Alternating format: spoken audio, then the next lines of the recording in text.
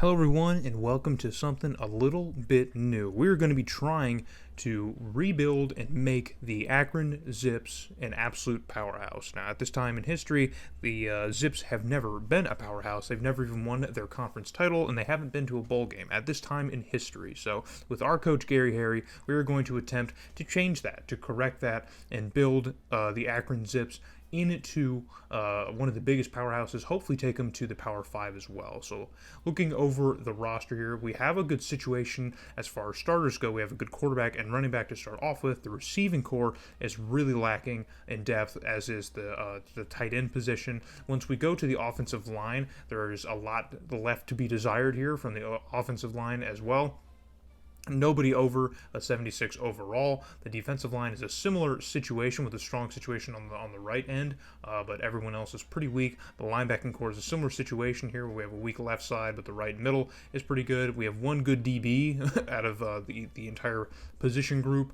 And our kicking situation is also pretty bad. So we have a pretty weak roster overall. This is going to be the coaching style that we're going to run with here. We're going to emphasize on the run because we have a good running back situation and we don't have great receivers for our quarterback. So our season is looking like this. We will start off with Kent State. We have a ranked Wisconsin on the road.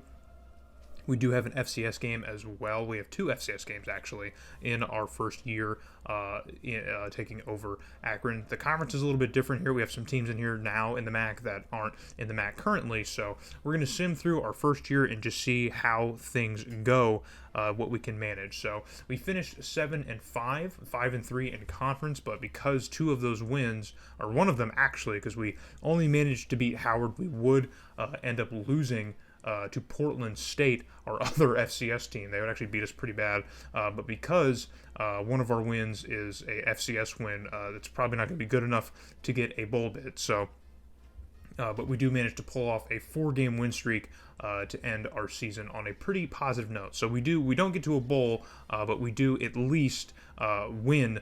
Or we do at least get a winning season in our first year at the helm. Kansas State would take home the national championship, the Sugar Bowl, over the Ohio State Buckeyes. So I will show the national champions just for reference, just to know how things are changing. So looking over the stats here, we had 3 quarterbacks touch the ball in this first season. But obviously number 5 was our primary starter, not the best from him. We didn't prioritize passing too much. We had 2 running backs. We split time between them, and they had 1,600 yards between the both of them, so that's kind of why we emphasized on the run, because I figured we'd be able to do that pretty consistently.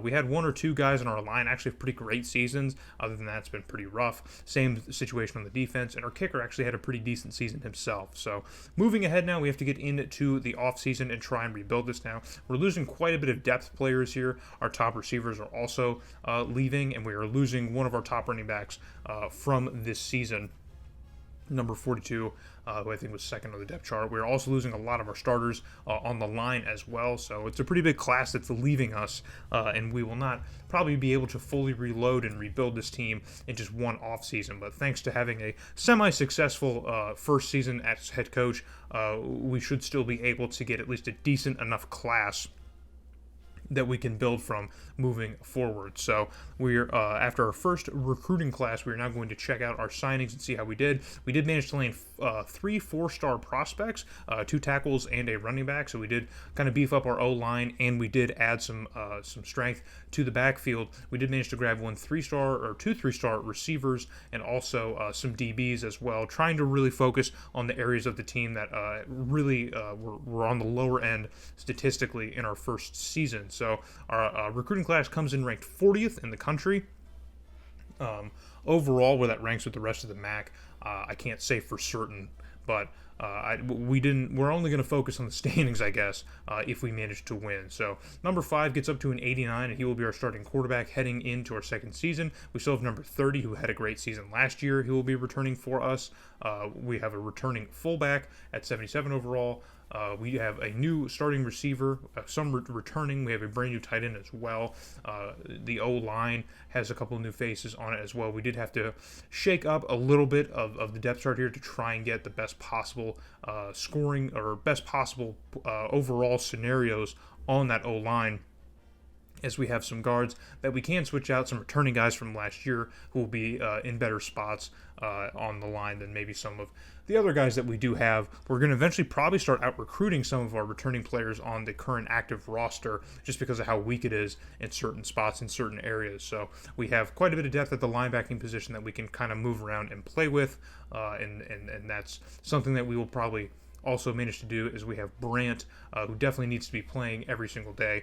He will be on the left side. So our linebacking core has gotten significantly better. Our DBs are still pretty weak. We do have a better situation at free safety, not so much at strong safety. But the secondary is getting a little bit better here. The defense has improved slightly, and we added a little bit of depth on offense. So here's a look at our second year schedule in 2004-2005. We are adding Ohio State and Maryland to the out-of-conference schedule.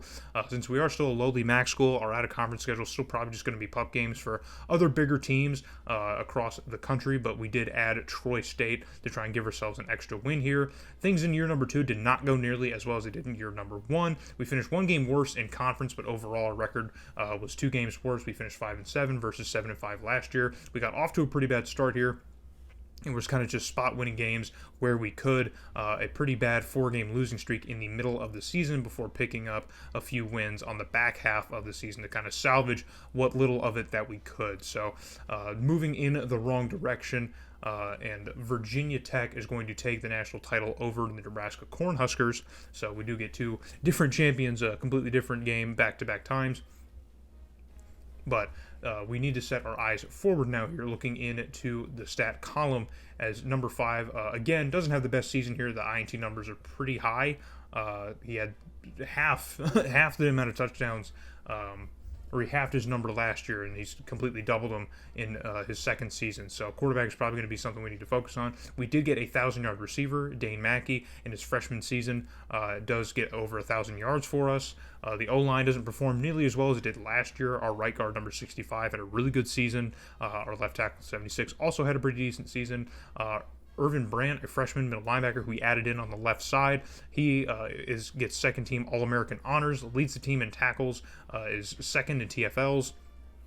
Also tied in second with sacks with 4, and manages to get 3 INTs. So he has a pretty amazing season. We did find ourselves a stud on defense. Maybe if we can build around that backbone, we might be able to get a little bit stronger. So looking at our leaving class here, we are losing number 5. He did graduate. We're losing also our starting fullback. And the rest of the team is, for the most part, some depth here. There are a couple noticeable pieces that were starters that we are also losing on the defensive line and also in the linebacking core, but we have been adding in the linebacking core, so that position shouldn't get any weaker, but we really need to make a big splash in our second season of recruiting if we are going to bounce back from this 5-7 campaign and hopefully at the very least get into a bowl game and try and get a contract extension for year 3. So this recruiting class is a much bigger splash here as we get 2 5-star prospects, a free safety and an outside linebacker. We do also nail a 4-star quarterback and a 4-star strong safety. Strong safety has been a big area of concern for this team in the first 2 seasons, and we finally did add some depth or add a new star to that portion of the roster, and we also got a 4-star outside linebacker, which is going to help. Our recruiting class moves up only 6 spots to 34, and as you can see, we have a couple conference members just ahead of us here in Marshall. But the recruiting class is getting slightly better. Once again, the total is just, I try to go for quality instead of quantity in terms of recruits. So we have a new starter at quarterback in Arnold Hogan. He's going to be our starter at 78. We still have number 30. He's back for his senior season. He will be starting for us. We have a new fullback starting. Dane Mackey is now up to 74, our lead receiver. He's a sophomore. And we have Freeman Ray, who's going to be the second option at 71. The receiving position still needs to get better. Ernest Stallworth is going to return as a starting tight end as a sophomore. We have Corbin White at left tackle still at 74 as well. Mark Shelton is going to be a freshman at guard. We also have a freshman center making a start as well, and a freshman right guard as well, who are probably going to slot out here to try and add. So we have Benjamin Dodd, who's a senior, probably a JUCO transfer that we got. He's going to start first now, and then we're going to move around or look around here at the defensive line. So we definitely need to move around our linebackers because we do not have the best possible starters. So Montrell Sawyer is going to start on the left side for us. 56 is going to be our starting middle linebacker, and then we are probably going to have to move something around to get Irvin Brandt back into a starting role. He is our second team All-American, but he's probably going to sit on the bench since we've out-recruited him, simply. So, and then Drew May is going to be a starting strong safety for us at 73 overall. So the team overall is starting to trend upward in overall average, overall. But still, there's a lot of areas of need on the team that need to be improved.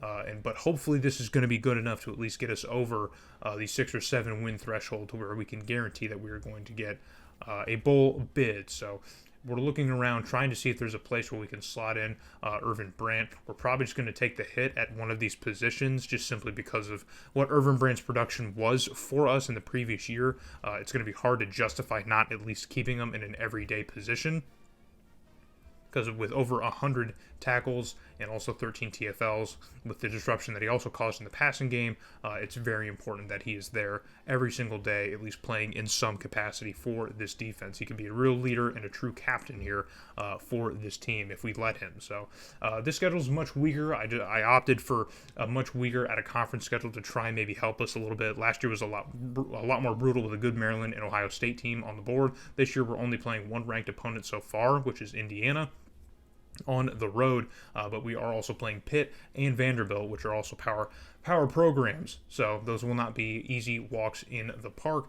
alongside of our conference schedule, which, given how weak of a team that we are, nothing is guaranteed for us either. So we also added Louisiana Monroe, who is a much weaker team here. And this year, in year number 3, we do have a much better season, finishing 8-4. We still only finished 5-3 in conference, but we do manage to pick up wins against Pitt and Indiana. So our 2 big power conference wins, we do manage to win, and we just lost a couple conference games that really kind of hurt our season. So we did really well out of conference and struggled in conference, which kind of torpedoed our shot at the MAC title. But we do get a bid to play in the Tangerine Bowl against NC State, who is 7-5. So we do finally get our first bowl bid of our coaching tenure, and it comes in year number 3. So here is the breakdown for both teams. We are pretty evenly matched here, sitting in the rankings at about the same positioning.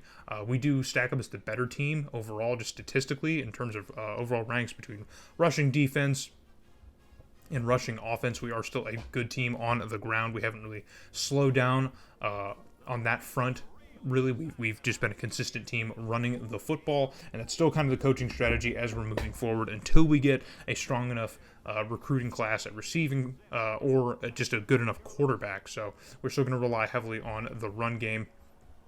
But through our first 3 seasons, we do finally manage, we do have 2 winning seasons, and we do get into a bowl. And so here is NC State. They manage to come out of, I believe it's the ACC at this time. Are they in the ACC or the Big East? Those conferences get confused. They get meshed. But we're going to get a little bit of gameplay. We're going to add some of the bowl games, and we're going to focus on a little bit of those. We're coming into this one kind of as a road team, I guess. But this is going to be the first bowl in Akron Zips history up to this point. And then we're going to showcase our senior, number 30, who's in. This is his last game at Akron as a Zip. We will be losing him after this season, which is probably the last kind of big, huge blow that we are losing to our roster, as the rest of the team is just progressively getting younger and getting a lot faster and a lot newer. So he's probably the last cornerstone of this team that we are going to be losing. So in the third quarter, it is still 0-0. NC State's going to go with an option play and a pitch out to the running back. A nice swift spin move is going to get him into the end zone, and NC State is going to take a lead late into this ball game. And the option plays in these games are a little tough to cover. A very crafty spin move by the running back, a returning running back. So NC State probably has a nice, probably has a senior here as well on their team. Our defense comes up big and stops NC State here, forces a long field goal attempt. The kick is up, and there is absolutely no shot of that one being good. So the lead remains at 7-0. And now with Akron on the attack, only 4 seconds left in the third quarter on 1st and goal here from NC State's 2-yard line. It's going to be a handoff to number 30, and he's going to dive and just barely get across the goal line for his first touchdown in bowl play, for the first Akron touchdown in bowl history. and now things are tied at 7. So with just a minute left in the fourth quarter on a 3rd and 6, our quarterback is going to drop back. He's going to unload towards the end zone, and he's going to find an open man, and we're going to take a touchdown lead over NC State, which is 49 seconds remaining in the Tangerine Bowl. We look poised to maybe potentially pull off our first bowl win and our first bowl appearance. It'd be really nice to be undefeated in bowl play if we can manage that. But we got a long way to go here. 28 seconds left in the game. NC State's quarterback is going to drop back from about midfield. He's going to unload a deep shot, and it is caught, hauled in. It's a foot race to the end zone, and they do catch up, but not before he crosses the goal line. And NC State answers back here in just a matter of about 20 or so seconds. So we manage to take the lead here within that last final minute, and already our defense has given up a massive touchdown here to tie this one up, and we may be even looking at overtime in our first ever bowl game potentially. So in OT, we get down on our possession, and on 4th and goal, we're going to have to take the field goal. We're just going to have to take the points here, and we nail this one through to take a 3-point lead over NC State.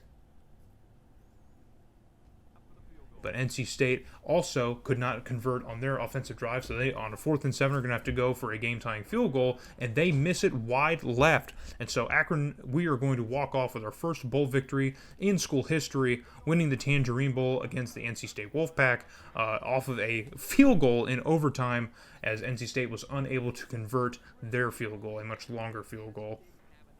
And so we managed to already make history for the Akron Zips football program, giving us a huge win, not just a win in general, but a win over a power conference team. So that gives us, I think, 3 on the year as we beat Pitt and Indiana. So we're going to cherish and enjoy this award as it is well-deserved for us. So it's nice to finally win some hardware, and we're hoping to add a heck of a lot more through player trophies and through more bowl trophies. So that was enough to get us a bowl or a contract renewal, as we were 21-16 overall. Our record against the top 25 is very bad, and our record against our rivals is bad. I'm not sure who the game is counting as our rivals, to where we are losing that often, but we did not win the MAC either, but we did increase team prestige, and we are trending in the right direction. So it seems like Akron is pretty satisfied with what we're doing here. If we can make a big splash in recruiting following the great season that we just had, the 9-win season that we just had, then we might be able to correct some of the issues on this little stat sheet, doing better against our rivals, maybe winning some games against the top 25, and maybe even getting ranked ourselves. So Oklahoma manages to beat Auburn in the Rose Bowl, so that gives us our 3rd different champion in 3 straight years. Looking over Arnold Hogan in his first season as a starter, not a great season. It's giving flashbacks to number 5. But at number 30 in his final season as a Zip, rushes for over 1,200 yards and 12 touchdowns. You'd think he would be at least an All-American, but he is not. He does not get the honors. Freeman Ray is the lead receiver, so Mackey falls off into the second category here. Benjamin Dodd has a great season on the line at tackle for us. Peter Griffin in his first season as a starter, not super great here. Everyone else is pretty consistent with where they were in the previous season, but Dodd is really the standout on our offensive line. Irvin Brandt is second on the team. He leads the team in TFLs and is also second in terms of sacks. So back-to-back very productive seasons. However, number 56, our senior middle linebacker, had probably the most disruptive and notable season on our defense for us this year. So, and kicking was another disaster, but we are going to be losing our kicker, and we're going to have to replace him in the offseason. So there you see number 30 is finally graduating and leaving. We're losing some depth receivers. Dodd, who is our best offensive lineman this season, is also graduating and leaving us. We're losing number 56, who is our best defensive player this year. And then we're losing number 23, our free safety, who's our best free safety, or at least our starter. And then, of course, the kicker, as I just mentioned, we will have to replace our kicker. So there's a lot of important starters in this class that we are, in fact, losing. So we're not only going to have to be looking to get some depth added back to the team, but we're going to probably need to be replacing starters unless our current roster is able to improve through training, and we might be in a better position. So, but looking into our 3rd recruiting class at the helm here, we do only manage to land 1 5-star, it's a cornerback, but we do get a 4-star kicker, and we do get some 4 stars on the offensive line as well. and in some areas of need like defensive end as well. So reloading a little bit at the linebacking position. We did get a couple of decent running backs as well. Only managed to grab a 3-star receiver. Receiver still a position that we are desperately looking to try and upgrade, and we have not really been able to successfully do it since taking over this coaching job. But we've been able to add a lot of depth at the running back position and on defense, and thanks to the sheer quantity of recruits we were able to land, we did get into the top 15 of recruiting classes, though most of our classes populated with 3- and 4-star recruits. So Arnold Hogan, once again, is going to be the starter here as a sophomore. He's far and away our best quarterback, obviously, even though he didn't have the best season as a starter last year. Hopefully he does improve and has a better season in year number 2. Gerald White is going to be our starting running back and an 80 overall. He's a junior. Ty Bond is going to be our starting fullback. Again, Dane Mackey and Freeman Ray are going to be our top 2 receivers. They're finally starting to get a little bit better here. Ernest Stallworth again at our starting tight end. Corbin White, our starting left tackle here. Peter Griffin returns on left guard. Adam Magruder is going to be a freshman starter at center. Claude Early is going to return as sophomore at right guard. And then we still have a few remaining players from the first year on the team. We'll have one at right tackle. We're going to move in Ryan Massey starting on the left side. We have a senior on the right side. And now looking at the linebacking core, which is really the most important part of this, as we've had to move it around pretty consistently to keep some people in. Irvin Brandt's finally going to get to start at his actual position at middle linebacker. Godfrey Medley is going to be a starter at freshman. He's going to be the 5-star that we just brought in. And then Drew May is going to be returning at strong safety. And now our new kicker is Matthew Bolden. So a lot of new faces in certain places here, but we do have a little bit, the roster's trending up towards that 80 range. So the out-of-conference schedule this year, we do add Michigan and Georgia, both 11 and 12 respectively. So the out-of-conference schedule is once again going to be pretty tough, and there's probably not going to be a ton of optimism in terms of stealing a couple games like we did last season against Pitt and Indiana. But we do have a pretty miraculous season, finishing 9-3, going 7-1 in conference, and earning us a bid to play number 21 ranked Northern Illinois. And we, as you can see, are ranked number 22. So we will go through the schedule following the game, but we are going to get into this MAC championship with Northern Illinois. So this is going to be our first opportunity to pull off a MAC championship. Northern Illinois comes into this game with some better metrics here. They have the better defense,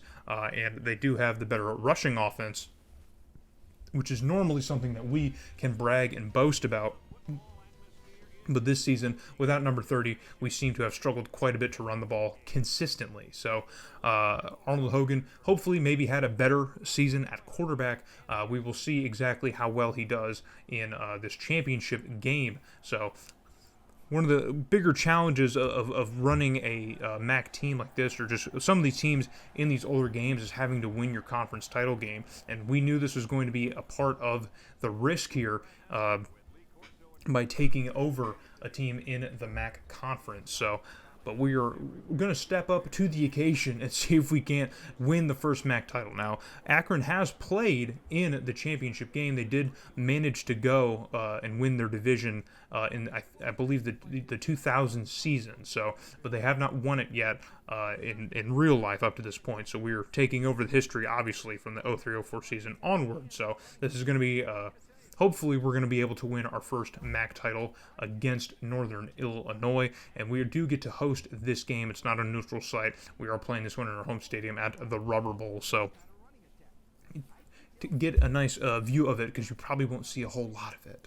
That's to say we probably won't be seeing much of it. So on a 3rd and 4 late into the first quarter, Akron already on the attack. We're just going to fake the handoff and laser this one across to the left side. And I believe it's Ray who he finds along the sideline, just getting inside of that pylon for the first touchdown of the game. And the Zips are already striking here early in the MAC Conference Championship game as Horgan steps up and unloads an absolute rocket to a wide open Freeman Ray on the side of the field. So, but Northern Illinois is not going to be kept silent here. Late in the first half, they managed to flip a quick pass to the tight end across the middle, and he's going to score and answer back to the Zips here. And it did take a whole another quarter, but Northern Illinois finally did get some points on the board, and now tied at 7. And now here late in the fourth quarter, Northern Illinois set up for a potential walk-off, or I guess go-ahead field goal, as there still will be time. And the kick is up, and it is good.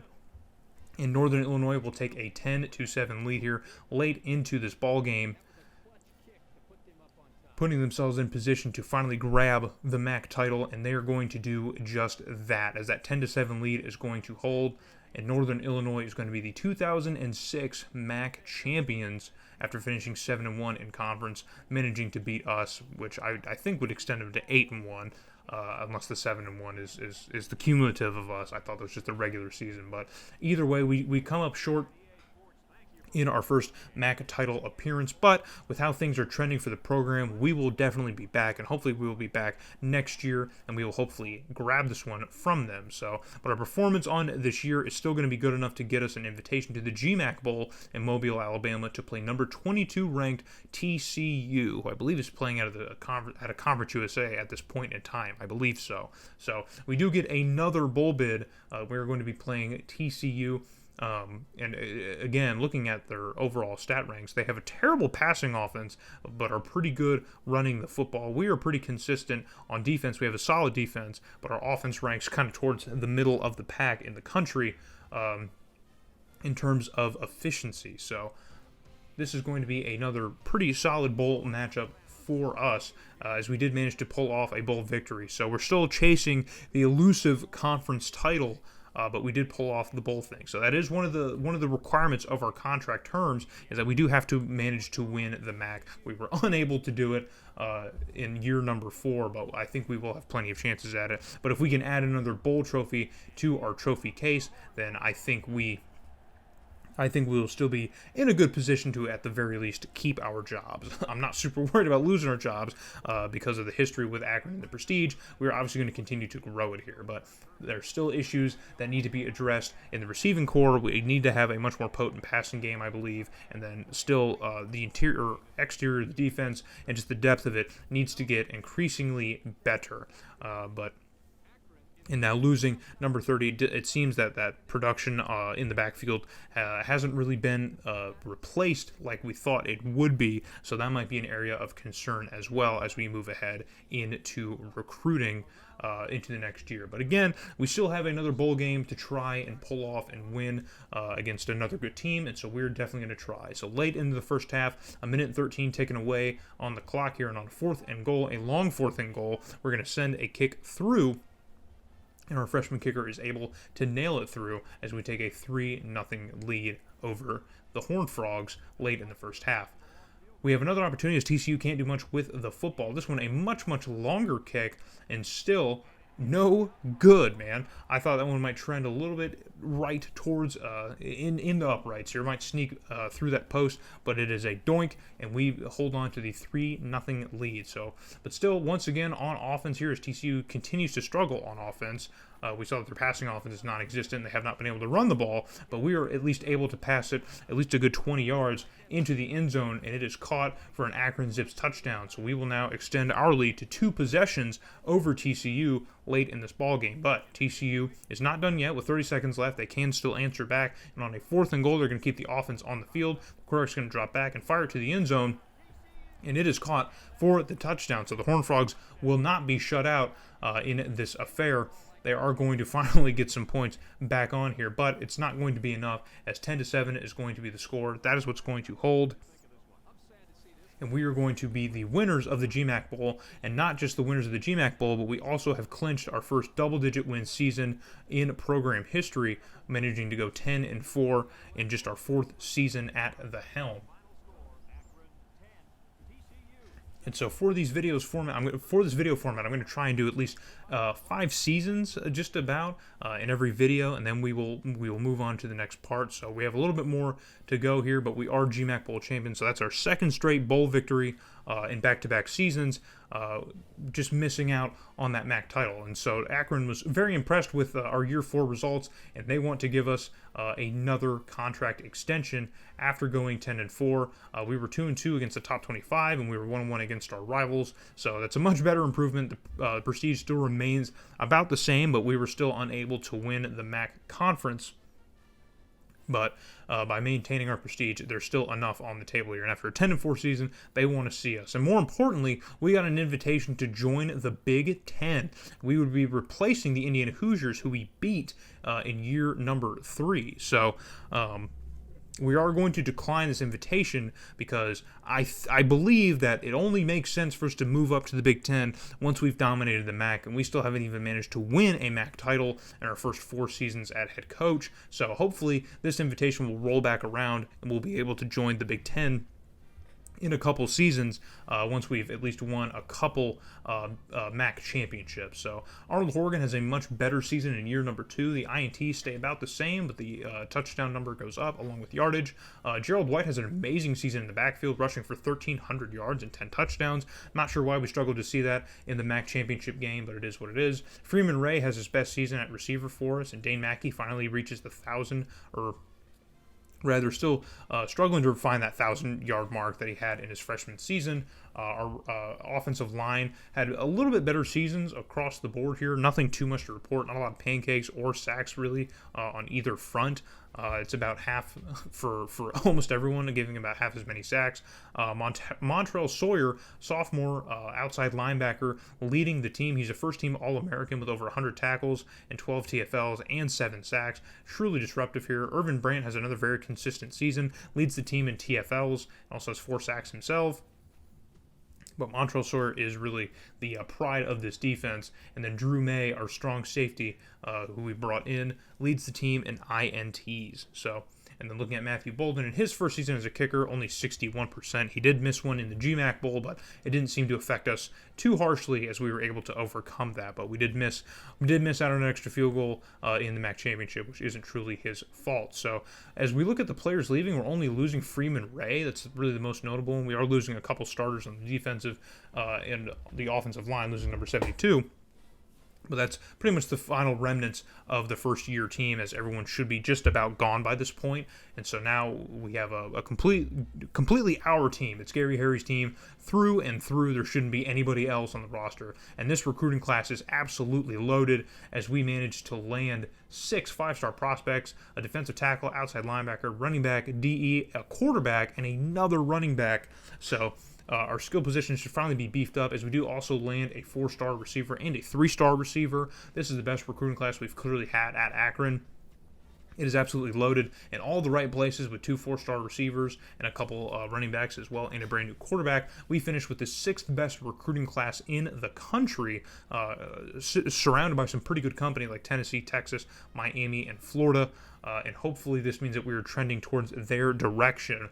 And finally getting ourselves on the talent level of the Big Ten, that we can stand with them. So Arnold Horgan gets up to an 89 overall. We do have a pretty good quarterback sitting behind him, and Matthews at 83, but Horgan's going to get the start. Gerald White here is still also going to be the starting running back, even though Sellers behind him is a much faster back here at about the same speed, and we are now going to consider swapping him out, and we are going to swap out for Jamal Sellers and get a freshman starter at running back, because that 5-star we brought in is going to be better here. Mackey's up to an 83, and we finally have a little bit of depth at the receiving position with 2 78s behind him. Stallworth is still here for a senior season at tight end. But we are going to move around because we have a left guard as the backup tight end, and that's just absolutely not going to work long term. Corbin White is going to be the senior returning at left tackle. Peter Griffin's a senior returning as well. We have a sophomore at center, and then a junior guard, and then we're going to have to move around the right tackle situation since that's kind of rough. We're going to put Tim Robinson on the left side. The defensive situation is still pretty rough on the defensive line. It doesn't nearly stack up nearly as well, but our linebacking core has gotten so very strong that it shouldn't be too much to worry about in terms of run protection, because once they get past that first line of defense, they're going to have a brick wall that they're going to try and get around, and I don't think they'll be nearly as successful. So Kevin Johnson gets up to a 91, easily the best player on the team just in terms of overall. But we do have a couple All-Americans on the roster as well. Godfrey Medley, the 5-star that we were able to recruit in our third offseason, managed to get All-American honors. So looking at our out-of-conference schedule, it's a lot weaker here. We have Wyoming, Idaho, and Lafayette, who are all pretty bad teams. Southern Miss is pretty good around this time. They are ranked to start the year. I'm shocked that we're not ranked to start the year. I figured we might be like 25 or 24th, but either way, it's not a huge miss here because We obviously probably still have a lot more to prove as a program, but we shouldn't have a whole lot to prove after this year as we managed to go 11-1, starting the season off with a 5-game win streak, a 6-game win streak, a 7-game win streak, an 8-game win streak. We do not lose a game until all the way down to the last week of the season as Louisiana Lafayette managed to trip us up and throw off any chances we had at going to the BCS national title game. But alongside us, Northern Illinois also finished 11-1, so we will be seeing them once again in the MAC title game. So statistically, this time we come in as the far superior team here. Northern Illinois lost their first game of the season and then won 11 straight. You would have thought they might have had an outside shot at the title, but being a MAC team, they probably didn't get the looks that they probably were supposed to. So last season, we were ranked 22, playing number 21 Northern Illinois. This year, they are 22, and we are now ranked 16th. However, Northern Illinois is going to host the MAC championship this year. We do not get the honors. And I know I've left out the MAC standings up to this point. I figured we would look at them at some point, but probably in part number 2, I will make sure to include the MAC standings, just to maybe see how the conference is progressing, which teams we can look at. Obviously, if you look at our schedule every season when I flip through the games, you can probably notice the trends from year to year, which teams are getting better, which teams are getting worse. It is pretty consistent as our team is getting better. Sellers, in his season as a starter, it's not nearly as good as White's was. We could have potentially made the wrong choice by putting him as the starter, but there's a good chance that when we look at the stats here, we might see both running backs probably had pretty productive seasons. It's just Sellers is going to get the highlight here in this little opening cinematic since he is the starting running back on our depth chart. We will probably see most of him in this title game. So Northern Illinois is going to strike first here with 1.5 minutes left in the first quarter. They're going to hand the ball off here, and even though it was kind of congested at the offensive line here in the middle of the line that he kind of charged right at, he did manage to get the ball across the goal line. And now Northern Illinois will take a lead, an early lead, in this game here. Fast forward to the end of the first half, just 1:20 left in the second quarter, and we're going to hand the ball off to our fullback, and he's going to get into the end zone, and it's going to be a touchdown for the Zips, and we're going to answer back to Northern Illinois. With 2 minutes left in the third quarter, we once again have the ball on offense. The quarterback's going to drop back and fire it to the end zone. If you notice, we do not have Hogan as our starting quarterback. He did sustain an injury, so we're going to have to be doing this all with a backup quarterback who is an 83 overall, mind you, but still we're not with one of our best players on offense, so it is important to note. But we do take a 7-point lead over Akron, looking to hopefully take a 10-point lead over Akron pending this very long field goal. The kick is up, and it is good. So we saw a very easier miss in the GMAC Bowl last season. Bolden has tightened things up from the kicking perspective and was able to nail this one through and really cement that lead for us. And so we come back and finish our business from last season and manage to pull off a MAC title championship, finishing 8-0 in conference. Northern Illinois, of course, was 7-1 last year. And so we finish as the better champion in this year. It's a small moral victory, but we will happily take those as we are your MAC champions. So we finally got the team to get over that hump here, finishing 11-1, now extending to 12-1 and conference champions. So it's Akron's first MAC title in school history. We do manage to win it.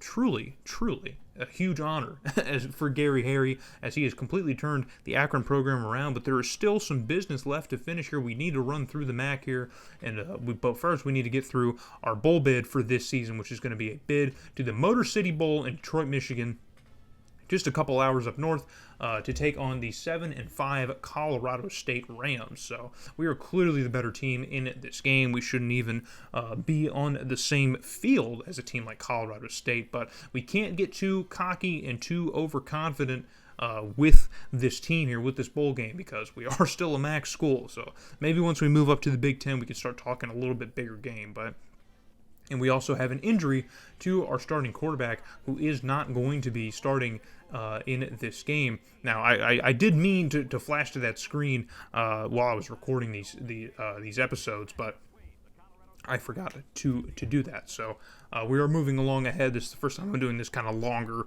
episodic type of content stuff. Trying to do a little bit more structured and rigid here. Hopefully it gets a little bit better over time.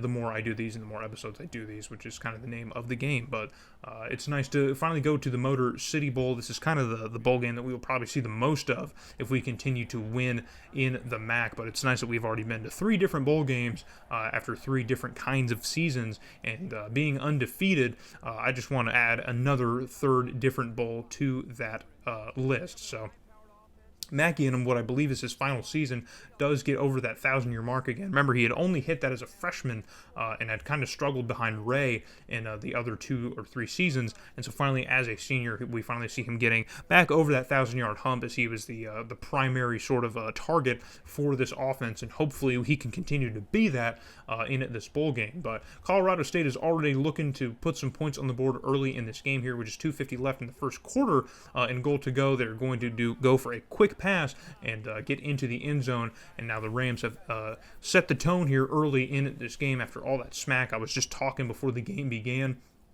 Not a great situation, but on a 3rd and 10 here at the beginning of the second quarter, quarterback's going to drop back here. He's going to try and roll out to the left and floats this one to the end zone and finds an open receiver in the end zone for the touchdown. And we have answered back to the Zips. So looks like without our starter, we're still going to be in decent hands. And this is the great thing about old college football, man, is that the guys you're watching as backups, man, those are going to be your future. So we might very well be with Matthews moving ahead to the next season. So Colorado standing out with the football here on the attack with 2 minutes and 31 seconds left to go in the first half. The quarterback's going to lob that up, and in triple coverage, somehow the receiver comes down with it, and it's a foot race to the end zone. No one's got the speed to catch up, and it's a very, very long scoring play for the Colorado State Rams.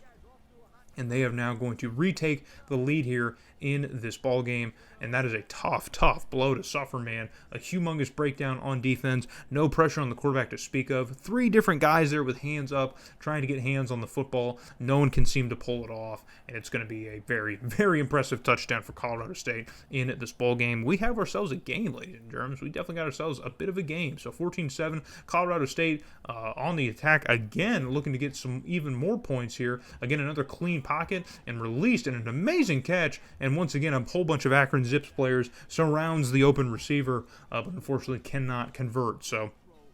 Or cannot prevent that scoring play. So Colorado State's going to take a 21-7 lead here, but in the third quarter, we're still not done. Bolden's on the field attempting a long field goal here. Not super long, but it is manageable, and in a dome, we don't have to worry about the elements, and this one is nailed through. So your score is going to be 21-10 here in the Motor City Bowl. We need to really pick up the pace here on offense if we even want to get back into this football game. But Colorado State, once again, on offense, this time deep in their own territory once again. With 2 minutes and 30 seconds left in the third quarter, quarterback's going to find an open man. He's going to shake off the one defender, shakes off another defender, and there's no one else behind as he just stiff arms the safety, and he's off to the races. He's going to high step into the end zone. And Colorado State with another massive play, man.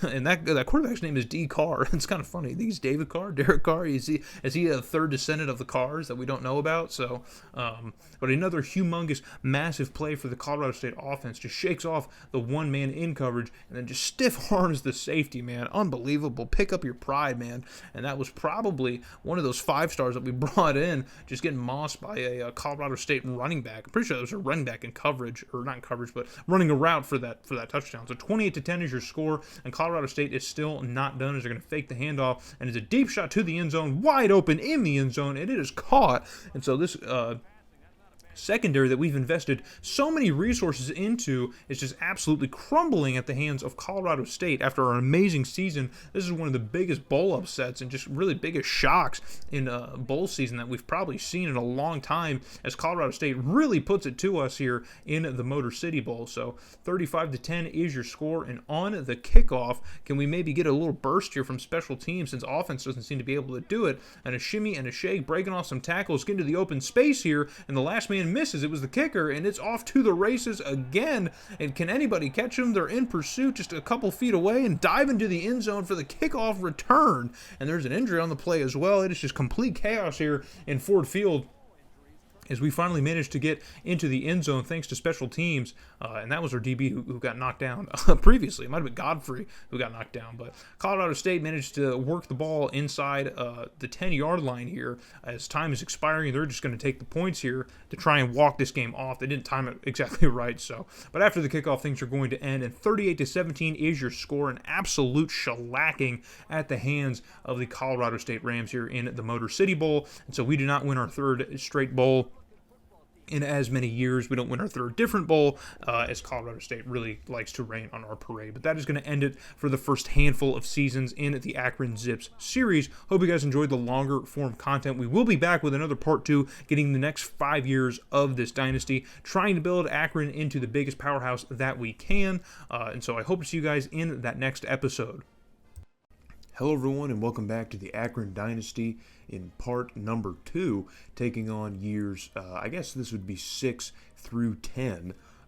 We're just capping off our best season in program history, the 2007 season, where we would go 12-2, finish off 8-0 in conference, winning the MAC title, and then, of course, losing our bowl game. Jamal Sellers takes home All-American honors after a pretty disappointing season. Gerald White, who was a huge standout in 2006, he doesn't see the ball that much either. Dane Mackey in his senior year, he's been with us since pretty much the beginning here, has himself an 1,100-plus yard season. Jacob Bradford, another high receiving prospect, also has 1,000-plus receiving yards. Stallworth, another early name, finishes his senior year here with just over 500 yards. We have a lot of familiar faces here on the O-line as well. Not the best seasons around. Our center really struggles, as does someone on the left side. Doesn't do that well either. On the defensive side of the ball, Montreal Sawyer, again, another season or another team-leading season in terms of tackles here. Also pretty disruptive in terms of sacks. Really disruptive in the TFL category, leading the team by a very wide margin over Kevin Johnson, our junior free safety, who also had a pretty decent season, just not as well as Montreal Sawyer. And then there's a couple guys tied for 6 sacks here at the top on the defensive line. And then you got to look a little bit lower to find Montreal Sawyer. And then Manny Lowry leads the team in INTs. Matthew Bolden has himself a much better season at kicking than he did last year. Probably could contribute some losses to that. And now we're going to look at the MAC standings. As I said, I was going to do this in the second part. Of course, we beat Northern Illinois to finish 9-0 in conference instead of 8-0. But here's how the rest of the conference stacks up, just so we can maybe, or you yourself can keep track of, I'll write it down, but we will keep track of the year-to-year changes in the MAC conference, even though we do intend to leave and eventually go to the Big Ten whenever that invite does come, if it comes again. So now we're going to get into the off-season festivities, and we're losing a couple juniors who are threatening to leave. I've said in previous series, there's not much of a point in trying to convince the juniors to stay. It takes a ton of points to try and keep them to stay, and most of the time they don't even really want to stay, so I don't even bother trying, especially because this far into our dynasty, we should be able to out-recruit them, or at least get good enough prospects to play in place of them. So Gerald White, a notable name leaving, of course, Dane Mackey, another important name, Stallworth, Corbin White, Peter Griffin as well. We're losing a lot of first-year recruiting guys, a lot of important names. Irvin Brain, who was an All-American, we're losing him this year. He was one of the first major defensive pieces that we had on this team in the first couple seasons. He is now finally leaving us, and so it's going to be almost a completely new look of guys here moving ahead into our next chunk of seasons, our next 5 seasons. So we're going to get into our next recruiting class here. Only 4 blue chips this time around, but that does include a 5-star quarterback and running back, as well as linebacker. We've done pretty well at building the linebacking position at Akron since taking over at the helm, and it looks like we're going to be able to continue that as we add another 4-star as well in that category, even another 4-star quarterback. So I feel like quarterback is another position that needs to continue to get better, even though Hogan has played decently well here. We did kind of miss him in the previous bowl season, dealing with suspected injuries.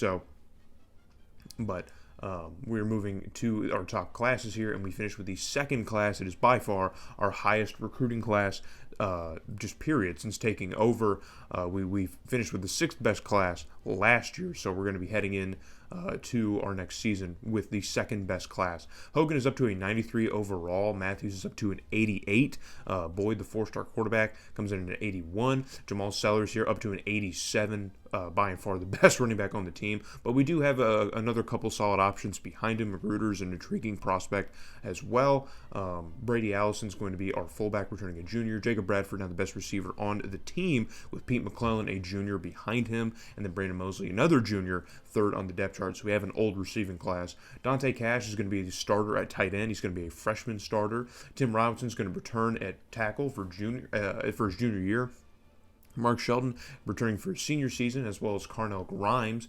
So a lot of the final seasons here for a lot of our O-line. So we can expect a mass exodus on our offensive line, and then we're going to move around the right tackle position because Floyd Davis, the redshirt junior, is the best option at that position. So on the defensive side, we're going to have Benny Huff here in his sophomore year take over at left end. Ryan Massey is coming back for his senior season on the right side. Tiger Colburn is sophomore starting at defensive tackle here. Michael Lloyd, we might need to move around the linebacking core once again because Montrell Sawyer is on the outside looking in at almost every position here, but we need to mix him in, get him in the mix somehow here. One of our best defensive players of the last few seasons, so we're definitely going to find a spot for him to play, and then Keon Berg is going to start on the right side.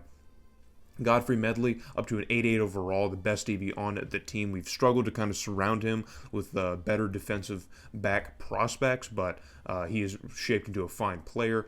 Bulware starting free safety, Jeremy Eaton coming back for his junior year of strong safety, and then Matthew Bolden, of course, still kicking for us, and then we have a freshman punter if the punter really matters to you. So here's a look at our schedule before we get all the way into it for 2008. Again, a rather weak out-of-conference schedule. I did include number 8 Virginia on the road, but outside of that, I've kept things pretty easy and manageable so that we can continue the momentum that we built in our previous season. So, and it seems to have worked, but we did finish 10-2, so still couldn't quite get over the hump, dropping a game to a bad Buffalo team, a 4-8 Buffalo team, before resuming the winning ways before we would lose that game against Virginia, who didn't end up sticking to that top 10 team that we thought they were at the beginning of the year, but still had a very, very decent season. And 7-1 is going to be good enough since we only lost 2 games, one of them being an out-of-conference game. Our 7-1 conference record is going to be good enough to get us another bid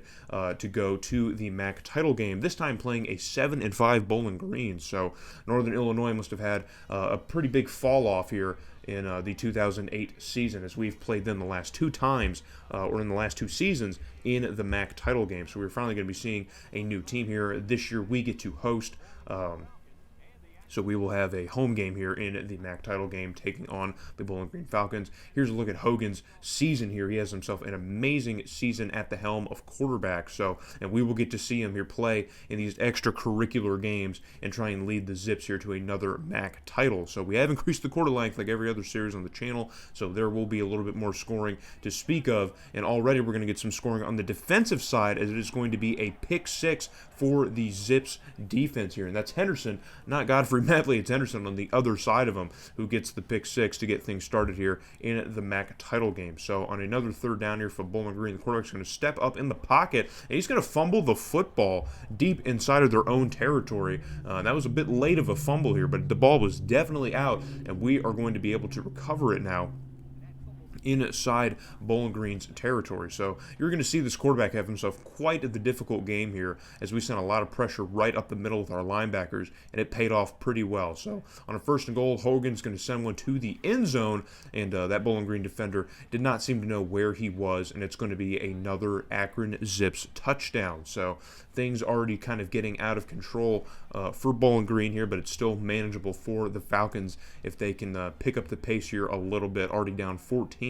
So on another 3rd down for Bowling Green, their quarterback, desperation, man, trying to get anything going, and it is another interception. This time I believe it was the safety who came up with the interception. So that is 3 turnovers in the first quarter alone that Bowling Green has committed. And I don't see things getting a whole lot better for them moving forward. but we are facing a 4th down, already feeling pretty aggressive, up 2 scores. Gary Harry really wants to add more points and put this game away as early as possible. Hogan with a deep shot to the end zone, and it is caught for the touchdown. And so the gamble pays off here, as we're not in really any risk against Bowling Green's offense. Still kind of a risky call here, closer to midfield than we are to the end zone, but Hogan absolutely puts the team on his back here and fires another touchdown pass to the same receiver who caught the first one. So up 21-0 here in the first quarter against Bowling Green.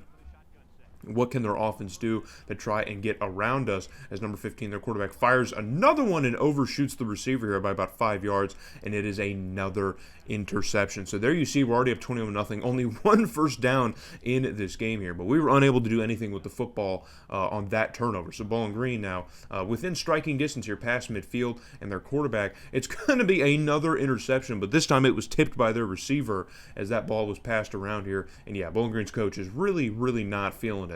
Really having himself a tough go at things, and I can understand why. That's very much a frustrating situation to be in. So we're up 21-0 after the first quarter of play here, and we're going to get into a little bit more action here. So we've added a field goal, up 24-0 here late in the first half. Hogan here running around in the pocket, scrambling around, and he finds a receiver here. He had a defender trying to make a play on the ball here, just barely got it over his hands, and that one is caught in the end zone for another Akron Zips touchdown.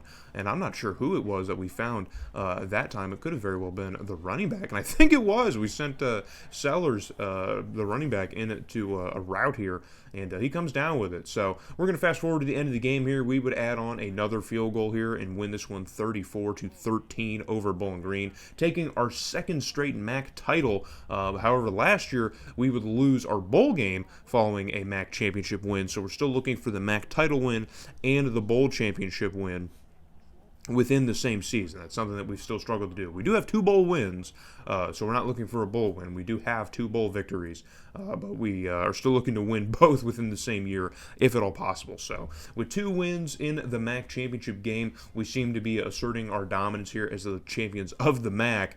I think maybe one more might do it for us, but we get another invitation to play in the Motor City Bowl. This time we're going to be playing another MAC opponent in Toledo. So last year we played against Colorado State out of the Mountain West, and this year we're going to be playing another MAC team. So that's going to be, what, our 10th MAC game of the year, I think. So our conference record has the potential to extend to 10-0. that would be absolutely nuts, man. But Toledo had themselves a pretty decent year. But I guess they fell second to us in terms of MAC championship play here. So, but Toledo's going to get started on offense. It's a deep shot fired off into the end zone here, kind of a desperation play under some pressure. The quarterback finds an open man in the end zone, and so Toledo already doing better than Bowling Green did against us. But we are now looking to threatening to score here at the beginning of the second quarter on a 3rd down. Hogan's going to try and run it for himself, and he's going to get into the end zone. So, hey man, we haven't seen a quarterback with wheels so far in this series, but Hogan might just be that guy. If we let him, he might just be that guy. As Hogan steps up in the pocket, tries to find an opening, and takes a big defensive lineman with him into the end zone. So we're going to tie things up here with the Rockets in the Motor City Bowl here in the first half. So on a 2nd and 10 for Toledo, quarterback steps up in the pocket. It's going to be a pick, and that's going to be a pick 6. That's going to be back-to-back pick sixes in these games. That's Ratliff. I believe Ratliff is 3rd on our depth chart in terms of DBs,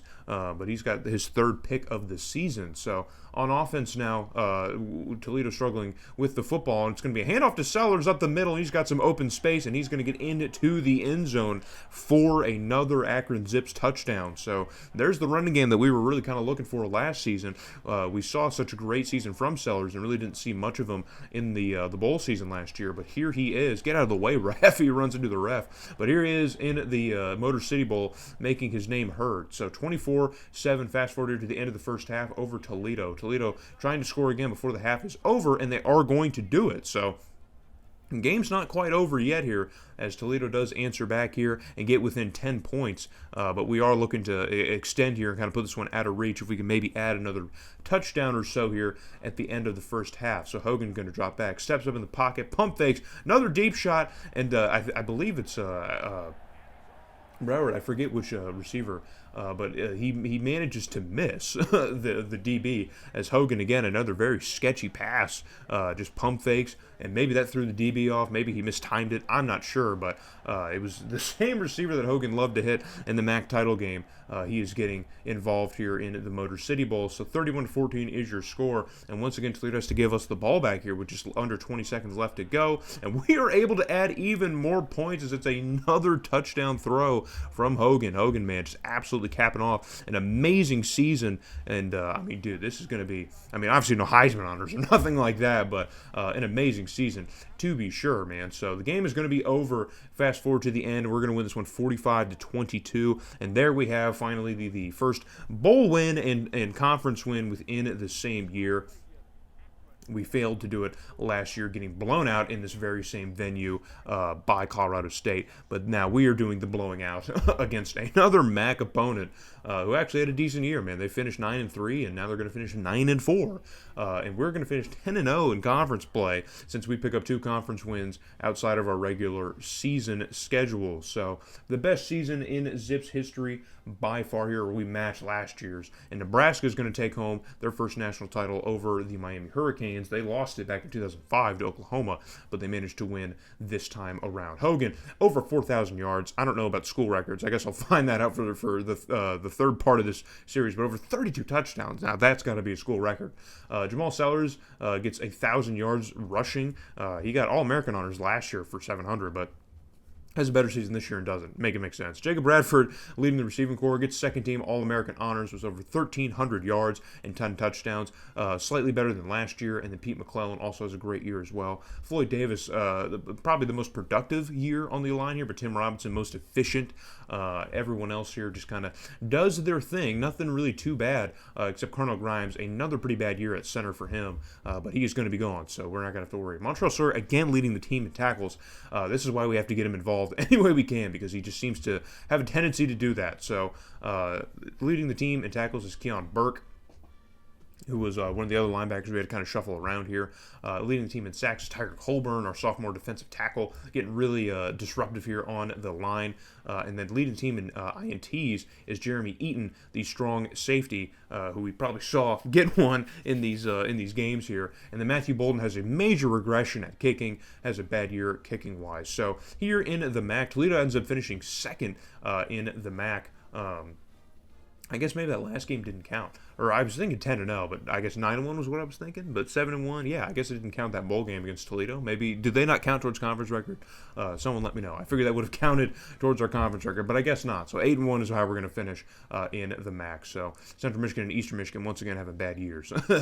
No shock there, but we're probably going to see the same teams continue to have the bad seasons in the MAC. So moving on, we have 2 more juniors looking to leave. This time it's 2 pretty productive guys, McClellan and Jeremy Eaton. Those are both 2 guys who contributed pretty majorly last season. We're also losing our starting quarterback in Hogan, which is a pretty big loss. Of course, we're losing 3 big starters on the offensive line, and then we're losing our most important linebacking core pieces, man. We're losing Burke and Sawyer. That's absolutely killer to our defense to lose those guys. And then add on top of losing Pete McClellan and Jeremy Eaton, that is going to make this a very, very tough sell for next year. We might see a bit of a regression heading into next season here because we're losing quite a bit production-wise. We're losing an awful lot of talent, but we might be able to recoup some of that here through this recruiting in the second recruiting year of this video, and we absolutely do, man. Look at this loaded class of recruits. We get an outside linebacker, 5-star recruit here. We get a new 5-star quarterback, a 5-star defensive tackle, another 5-star quarterback. We replace Grimes with a 5-star center. We get a 5-star safety, even more outside linebackers, another center as well. So we got options at the positions that we just lost at. We do get a 4-star strong safety to maybe replace Jeremy Eaton, another 4-star quarterback as well. We've just absolutely loaded this class, or 3-star quarterback, excuse me. We have absolutely loaded this class as best as we can, and of course we take home the top recruiting class in the country with 12 5-stars. That is just a handful more than the next closest team, which is Texas. Look at the company we're in: Texas, Miami, USC, Ohio State, Oklahoma. We are probably going to be one of the best teams now in the country. So moving to, we have Matthews going to be a first-year starter at quarterback. Sellers returning, of course, for his junior year at running back. Brady Allison, the senior fullback, is going to be here. Jacob Bradford here in his junior season, the All-American. And then Brandon Mosley is going to be a senior receiver up to an 84. So those guys are going to be 1 and 2. Shane Daniels is going to be our tight end. Tim Robinson coming back for his senior year at tackle, one of the best players on the team, of course. Darren Griffith is going to be a starter at guard here. We're going to have a senior at center. Floyd Davis is going to be starting on the left side here, and then the right tackle situation. Benny Huff also returning as well. Lane Peace, a freshman at defensive end. We're going to move him out here for Bubba Cummins is going to be back for a junior year. Tiger Colburn, of course, top defensive tackle, no doubt. Patrick Stevens, we're probably going to move out here on the left side since we are kind of loaded at the linebacking position and can move some guys around.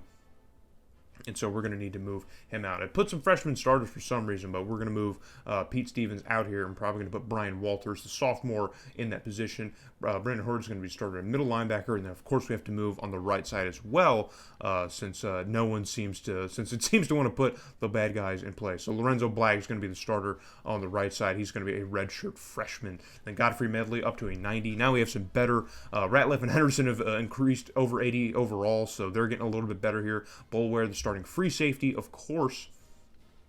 And then Tyler Whitley, going to be a freshman starter at strong safety. And then, of course, we have our punter and kicking situation. So we're going to move around, of course, with the kick returner as well. So a lot of familiar faces still. We didn't lose too much. We still have a great, from all of our years of recruiting so far, we still have a great team. So we didn't lose a lot, but we still have a lot of great guys to look forward to on this team. So our out-of-conference schedule here is a little bit easier again this time here. We got Oregon State, Illinois, and Vanderbilt. So playing some power conference guys here, but it doesn't matter here. We finished 12-0 in the country, man. We finished the perfect regular season. We are ranked number 3, probably because of how weak our schedule in our conferences. We didn't get looked on pretty favorably by the computer, so that's why we didn't really get an invitation to BCS. Obviously, if we move to the Big Ten, that'll probably change. But in this season here, a 12-0 season is the best it's going to get us here is a bid to play Toledo in the MAC title. So we're going to get to a rematch against the Rockets here after we beat them last year in the Motor City Bowl. They're probably going to be looking to exact some vengeance on this Zips team, which is now finding the words to describe the true increase in just productivity in this program. It's tough, man. We've completely flipped this thing around. So we're looking to strike early here in 3rd and goals. It's Matthews now starting at quarterback. No more Hogan, of course. And Matthews is going to find his man, and he's going to get a favorable tackle animation and fall forward into the end zone. So we're going to strike first here in the MAC championship game, looking for our 3rd consecutive MAC title in 3 years? So 4th appearance in 4 years, and we're looking for our 3rd title in 3 straight years. So fast forward here, Toledo's added a field goal, but now Matthews running around in the pocket, not a ton of room to move, and he finds Sellers out of the backfield, the running back, who's going to catch one. So he can do it all, man. He can run and he can catch them. So we're going to trust in him to keep doing those things, as Matthews just completely struggling around in that pocket, trying to find some open space, and he does just that, just enough to get a wobbler of a pass out to the running back, and I think it was a linebacker in coverage. It was never going to work, man. Never going to work. So fast forward again here to the end of the first half. We're going to have to take another field goal, and we're going to trust it in Bolden's leg as he is killing some time. This kick is up, and it is good. So we're going to take a 20-3 lead over Toledo here in the MAC title game, and we really have not been threatened in the last few games that we've watched. We have not really been threatened all too harshly, but Toledo now looking to add some points here late in the game. It's going to be a nice little trick reversal here, a little jet sweep to the receiver here, and he's going to get into the end zone. So Toledo now going to cut the lead here to 10 potentially, pending the extra point. Very nice play play calling. I don't know why they haven't been doing that all game, but finally they answer back to us. But we're looking to answer to them here late in the game, here in the beginning of the fourth quarter. It's going to be a pitch play to Sellers. He's going to take a burst of speed to get around the edge here, picks up a very nice block here on the edge and gets into the end zone. And so 27-10 is going to be your score here in the MAC title game, and that is what's going to hold, is 27-10, as Toledo would fail to score any more points, and we would take home the 2009 MAC title. So it's our third straight MAC championship in as many years, in our fourth appearance in as many years. So we've really kind of cemented ourselves as champions of the MAC, and that's exactly what I wanted to do if we were going to move to the Big Ten. I remember I said, once we got the invitation in the first part, I said that unless we start winning the MAC every single year, I don't think we deserve to move up to a power conference. Now we've won it 3 times. We have the perfect regular season. I think a Big Ten invitation should come our way. So Matthews wins quarterback of the year. So we get the quarterback of the year award. Of course, I don't think we got really any Heisman votes. We might have gotten some, but quarterback of the year, I will happily take that hardware. So, and we get a bowl to play in the Sugar Bowl. So we don't get looked on favorably to play in the national title game, but we do get looked on favorably to just play in a New Year's Six Bowl. So we will take it, as we have to play Texas now in the Sugar Bowl. And this will really decide if we are still just a lowly Group of 5 team, or if we can play with the big boys. So even though Texas has lost 3 games here, presumably one of those being the Big 12 championship, which probably ended their season. I don't think they probably would have had a BCS shot with 2 losses, but they probably did only lose that Big 12 championship to get him to 3 losses. So, and there's Matthews' season. You just saw it flash up on the screen. He's having a great season, very similar to Hogan's last year. The 32 touchdowns, very reminiscent. So, getting further into this game here, we have stopped Texas on defense on a 4th down. They're going to have to settle for a long field goal, and it is good. So, Texas is going to strike first here and put 3 points on the board after a very, very long drive, was able to stall out. So, I'm happy our defense was able to force Texas to take 3 points, and later on in the game, they're going to have to do it again. So another 4th and long situation in scoring range, and Texas is going to have to settle for the points. This time it is good again. So 6-0 is going to be your score. This is still a manageable game here for the Zips if they can get moving on offense. Clearly things have been kind of difficult in that department in the first half here, but with over 7 minutes left to play in the second quarter here now, Matthews is going to hand this one off. Sellers with a spin move in the backfield, finds some open space here, and a burst of speed into the secondary, and no one is going to catch him. He is gone. It is a humongous run here. One of the longest runs of the year, probably, the program, of Sellers' collegiate career, most definitely. But Sellers, man, with a very, very crafty spin move. Look at the spin move. Throws off about 2 or 3 defenders. He was dead to rights in the backfield, just surges past those linebackers, and there's absolutely no one left who's going to catch him. He picks up a bit of a nice block here, I think, from McClellan, and just able to rely on his own feet to get in the end zone. So I love Sellers, man. I'm going to hate to see him graduate. Absolutely. So in our own goal line now, we have stopped Texas, or got downed here, and in our own goal line, or in our own end zone, we're going to try and get out of the end zone, and we don't do so. So Texas gets a safety and is going to take an 8-7 lead, and now they're going to run a nice big chunk play for themselves here, as their running back, dead to rights of the line of scrimmage, bounces outside and finds some open space on the edge to get into the end zone. Really wasn't even running that fast, but he had the coverage up front and was able to get into open space here to get into the end zone. So after giving up the safety to give up the lead, the 8-7 lead, a very odd Sugar Bowl, Texas is going to score here and add on to their lead here. Presumably it's going to be 15-7, but they would add another field goal. So 18-7 is the score here late in the first half. Matthews is going to throw up a pick here, and this one might just be the nail in our coffin, as we couldn't really keep the momentum going. Texas's defense is really just kind of suffocating us right now late in this first half. The game is still manageable, of course, here, but Texas is going to add another field goal here at the end of the first half, which is going to make things really difficult here, as 28-7 is now the score here, down a few touchdowns. It's going to be tough to kind of get ourselves back into this game if we can at all. And even now, we still struggling on offense. Texas still with another chance to add more points, and they're going to, man. How many field goals is that? Is that 4 or 5? Their kicker's working double time. I bet Texas in real life wishes they had this kicker at the time. So with 2 seconds left in the first half, 31-7 is the score, and we would add a couple touchdowns we would add one more touchdown and a field goal, but that would be all she wrote, as Texas's 31 points would hold for their victory. So we would lose the Sugar Bowl in our first New Year's Six bid, unfortunately. So we do manage to win the MAC, but last year is still the only year that we've had so far where we have won the MAC and won our bowl game, as we beat Toledo last year. And so we're going to take a pretty big loss here, and I don't know, it's a pretty big blowout. So I don't know if that means we're a Power 5 team. I don't know, but we do. But they seem to think we're a Power 5 coach. As Texas A&M, after a great season that they've had, finishing ranked in the top 10, they want us to come join them. But of course, our job is here in Akron, so we're going to decline that. And Tennessee's going to take their first national title win over the Hurricanes. I think the Hurricanes have now lost back-to-back national title games. Looking at Timmy Matthews' overall season here, doesn't reach the 4,000-yard mark, but does have a great touchdown to INT ratio. Jamal Sellers gets All-American honors yet again here, rushing for over 1,200 yards. An amazing season for him. And Magruder, our backup running back, who was a senior who never saw the field, he ran for over 600 yards. We have 2,000-plus yard receivers, barely getting over that 1,000-yard mark, but both of them have 1,000 yards and 10 touchdowns apiece, so very, very much productive on that end. I think I called it McClone, but it wasn't McClone. I thought McClone could graduate, and it was another receiver with a closer name. So looking at the O-line here, pretty decent production from the offensive line here. We did replace some of positively replace some of the guys that we lost. We have a new leader in tackles, of course, with Sawyer gone. It's Brian Walters, the sophomore, who we put in to start. He wasn't even starting. We had to put him in to start. He also leads the team in TFLs by a wide margin, as Tiger Colburn is second. But Tiger Colburn leading the team in sacks, man, I think for the second straight year with 13 sacks. An amazing, amazing number for him. And then INTs, Alex Ratliff, man, the senior cornerback. I think he was third in the depth chart, but he leads the team in INT, so good for him. And then Bolden gets back over the 80% completion for field goals in efficiency, so we did get looked on favorably for kicking. So here's a look at the MAC again. No invitation to the Big Ten, but we do cap off our best season at the helm here, our first 13-win season. That's obviously got to be a school record.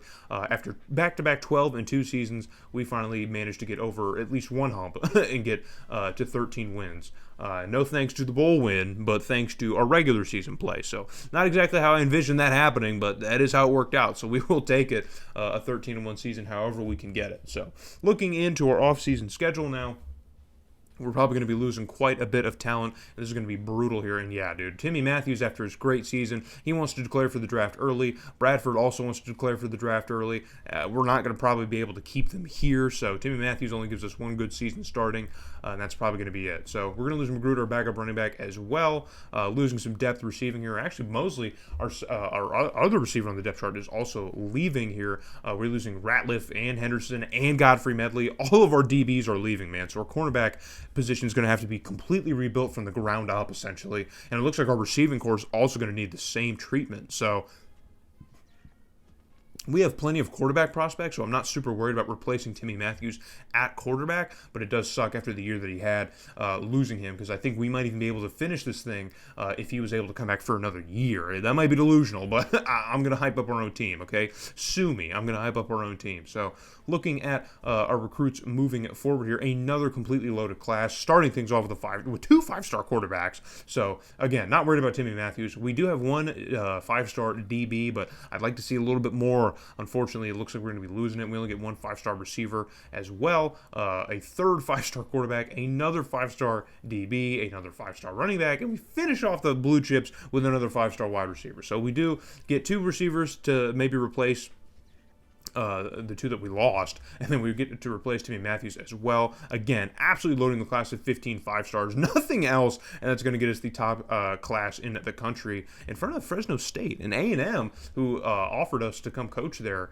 they finished third. So Scotty Kimball, who I think was a 5-star recruit in last year's recruiting class, he's going to be our starting quarterback at 93 overall. Sellers is going to be come back for his senior year, so this is the last year of Sellers. He's the best offensive player on the team by and large. We also have another senior running back at 87 who's probably just going to sit as a backup. Probably not going to get to see him much. Clark White, our fullback here. John Hayes is going to be our senior receiver at 79. So the receiving corps is taking a pretty big dip as we have a freshman behind him and a junior behind him. So Dante Cash is going to be the starting tight end at junior. But we're probably going to flip that around because Shane Daniels, our freshman All-American, man, he had himself a great year last year. So we're going to stick with him at the starter even though we have a better recruit that we brought in, or a better option rather, through training. So Darren Griffith's going to start at left guard. Colin McKenzie going to start at center. Jamil Novak is going to start at left guard here for his senior year as well. And then Jamie Felton is going to start for his senior season on the right side. So Benny Huff back at defensive end, senior season. Lane Peace is going to be a sophomore on the right side. We're going to move him around for Bubba Cummings. For his senior season, we're going to start him on the right side. Tiger Colburn, his senior season, is going to be the top guy. And then Eric Jones, the junior, is going to be behind him. Patrick Stevens on the left side is going to be our starting left outside linebacker. And now is the fun part where we mix around our linebackers. Brian Walter starting on the middle side, and then we're going to put Lorenzo Black on the right side again here, get him involved in the defense. Paul Wilkerson, our freshman, is going to be our top DB, replacing Godfrey Medley and all those guys, returning safeties as well. And then we have a new kicker in town. So he's not as good, but we do have a new kicker in town, as Bolden is finally gone, and it's the era of Hickman. So maybe Hickman will have a bit more consistent and better years kicking. I would imagine so, or I would hope so rather. So we're going to get into the third season in this video now. Another easy out of conference schedule. We do have Georgia on the schedule, but this Georgia team is definitely not the Georgia team that you're familiar with in the modern day. So this should be a rather manageable game for us. And we do have another 10-2 season. We last had a 10-2 season in the 2008 season. We finished 10-2 in the regular season, with our only conference loss coming to Miami of Ohio, who finished 7-5. So they might have had an outside shot at the title game. Who knows? But we did lose that game against Georgia after I figured we could win it. We do manage to lose that game against the Georgia Bulldogs. So we do return to the MAC title game for our 5th straight year. Once again playing the Northern Illinois Wolves. They're the Wolves, right? Are they the Wolf Pack? No, they're the Huskies. I'm blanking. See, when you record this long, you start blanking on information that you obviously know, but either way, Northern Illinois has another 11-1 regular season. I think the first time that we played them I think the second time that we played them in the MAC title, they also had an 11-1 season. So Northern Illinois seems to have great just years splursed in. That's how it really was in real life too. If you remember back in like the late 2000s, early 2010s, Northern Illinois would just have great double-digit win seasons and win the MAC and then just kind of fall off. I don't know why. So Sellers was our highlight as we looked at him in the pregame, a little cinematic here, but we're going to get things started off early here in this game, taking a 3-point lead over Northern Illinois with a quick drive to get us into their territory, and we're going to take a 3-0 lead. So Northern Illinois, late in the first quarter, still has a chance here to answer back to us, and it's a quick pass, and they got a receiver going all the way to the end zone as our DBs are not fast enough to catch up to him. And I don't know, I forget the name of this receiver when I was editing, but dude, they have a swagged out receiver. He's got the visor, I think he's got the shoulder or the elbow pads and gloves. I mean, the dude is swagged out. So 7-3, we are trailing here. It's going to be a weird, freaky sack in the backfield. It looked like Kimball might have tried to throw it, but it goes backwards, and it's going to be ruled as a turnover. And there you see we have 3 turnovers in this game. I haven't shown them all, but we've already got 3 turnovers in the MAC championship game. So that's not the type of formula for success here if we look to win. And already Northern Illinois is going to cap off of that turnover here, and they're going to score another touchdown. So we find ourselves in a 14-3 hole, and Northern Illinois looking to score yet again as they're just moving easily on offense. And this time the ball is tipped, and we're going to force Northern Illinois to have to take some points here, assuming that they don't get aggressive and go for it. So they are going to take the points here on 4th and goal. They're going to kick this one through, and it is going to be good. So 17-3 is the score. We are down 14 points, and we are finally looking to maybe answer back and score here on a 2nd and 4 here late in the first half.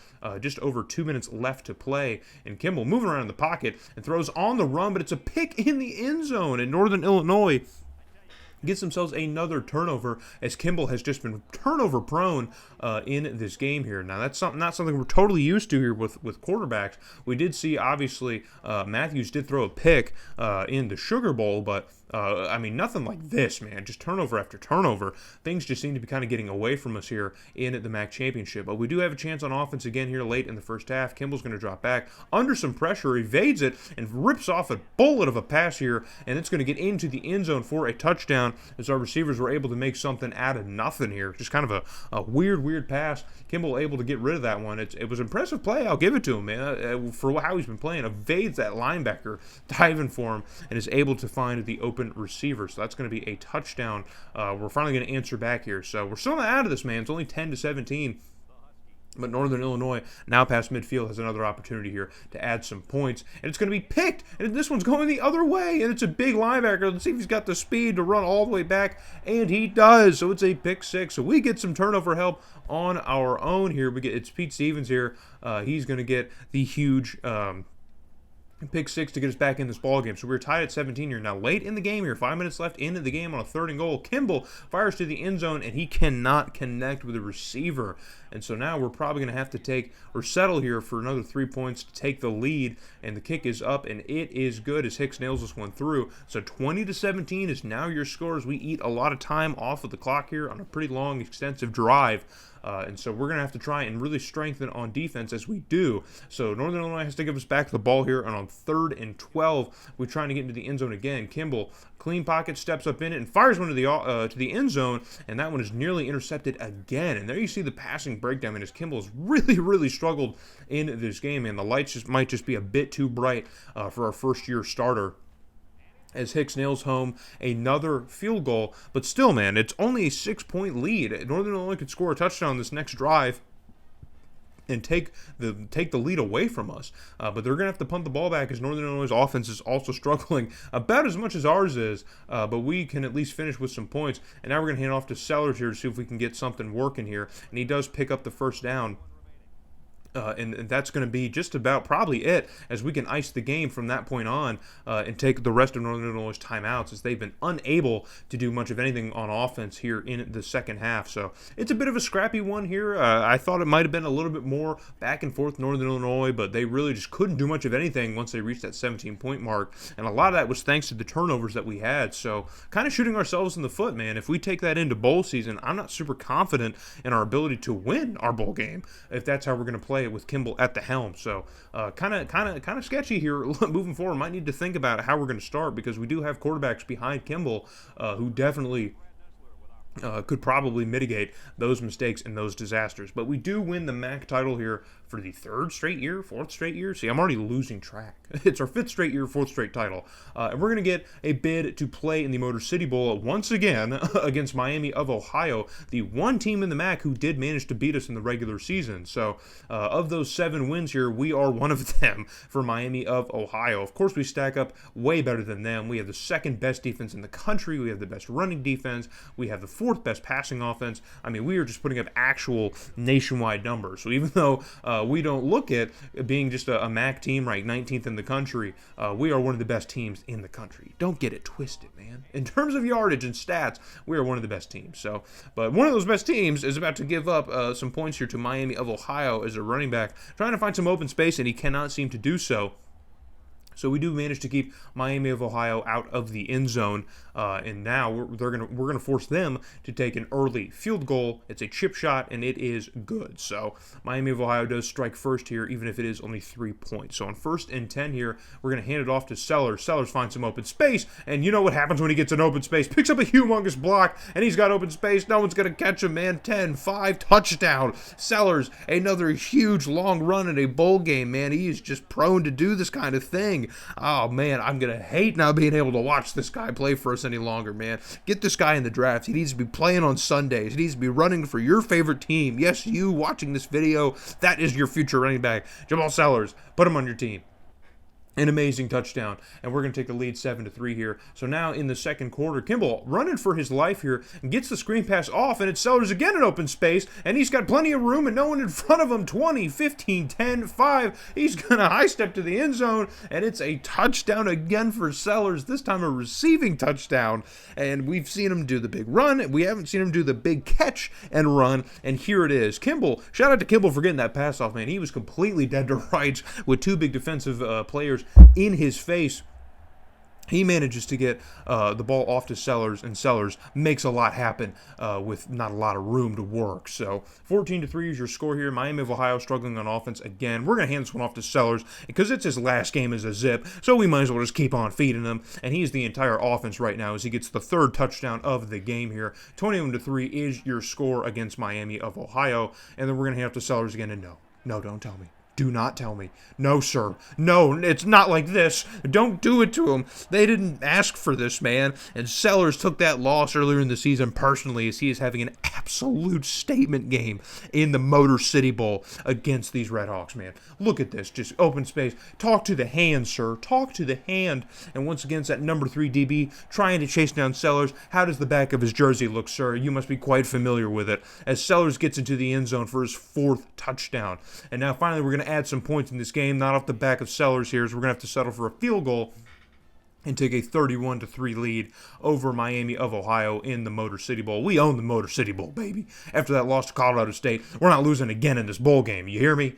And so we manage to add another touchdown here, 38-3. I'm not sure if it was Sellers. I really don't know. But we do manage to win the Motor City Bowl and have another 12-2 season. So unfortunately here, we couldn't get back to that 13-win mark here, or maybe cap it off what we're trying to do, which is, I don't know, win the title. I don't know if we could do it from the MAC with the way that the league is set up right now. But if we move, we might be able to get her done. So Sellers has himself an MVP game, a Heisman caliber game, to get us another bowl victory in the annals of Akron history. So it's our 3rd Motor City Bowl victory, I think so. But we finally get the invitation that we've been looking for. The Big Ten wants us as a part of their conference.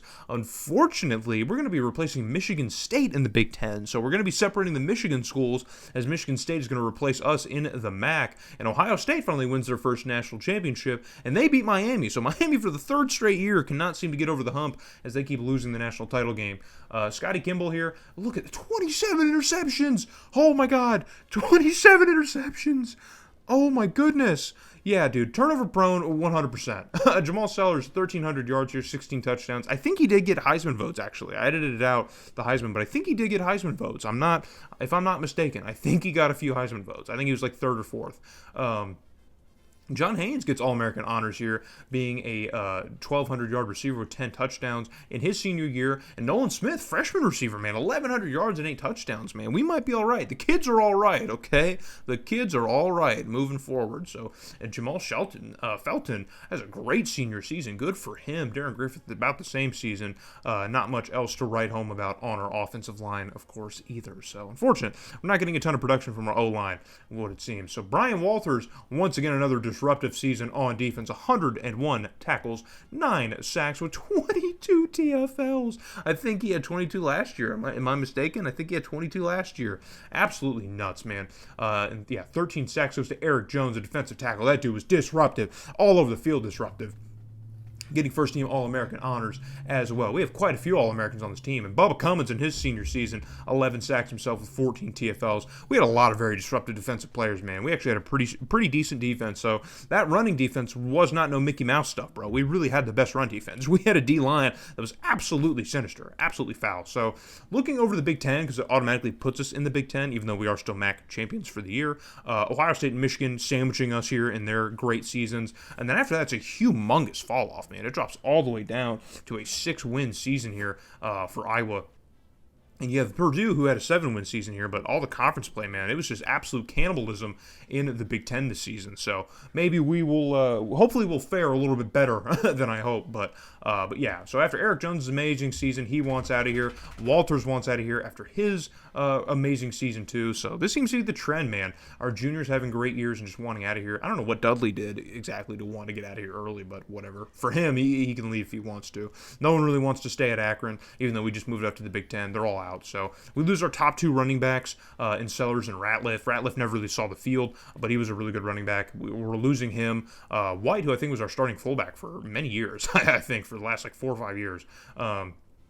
We're also losing one of our top receivers as well. Bubba Cummings is gone. Tiger Colburn is gone. Some notable defensive names. So each year, man, we get attached with these starters, and we're going to be losing them. So we're going to have to. We're not going to rebuild, man. We're going to reload. That's what we got to do. We can't rebuild. We have to reload. So, and this is the kind of class that's a reloading class, baby. So we get a new defensive tackle, new 5-star receiver, new 5-star cornerback, new 5-star quarterback, which might be an option here with the 27 picks, 28 touchdowns. It's like a collegiate Jameis Winston, dude. That's absolutely nuts. So we kind of spread out the 5 stars amongst all the field here: defensive end, linebacker, safety, receiver.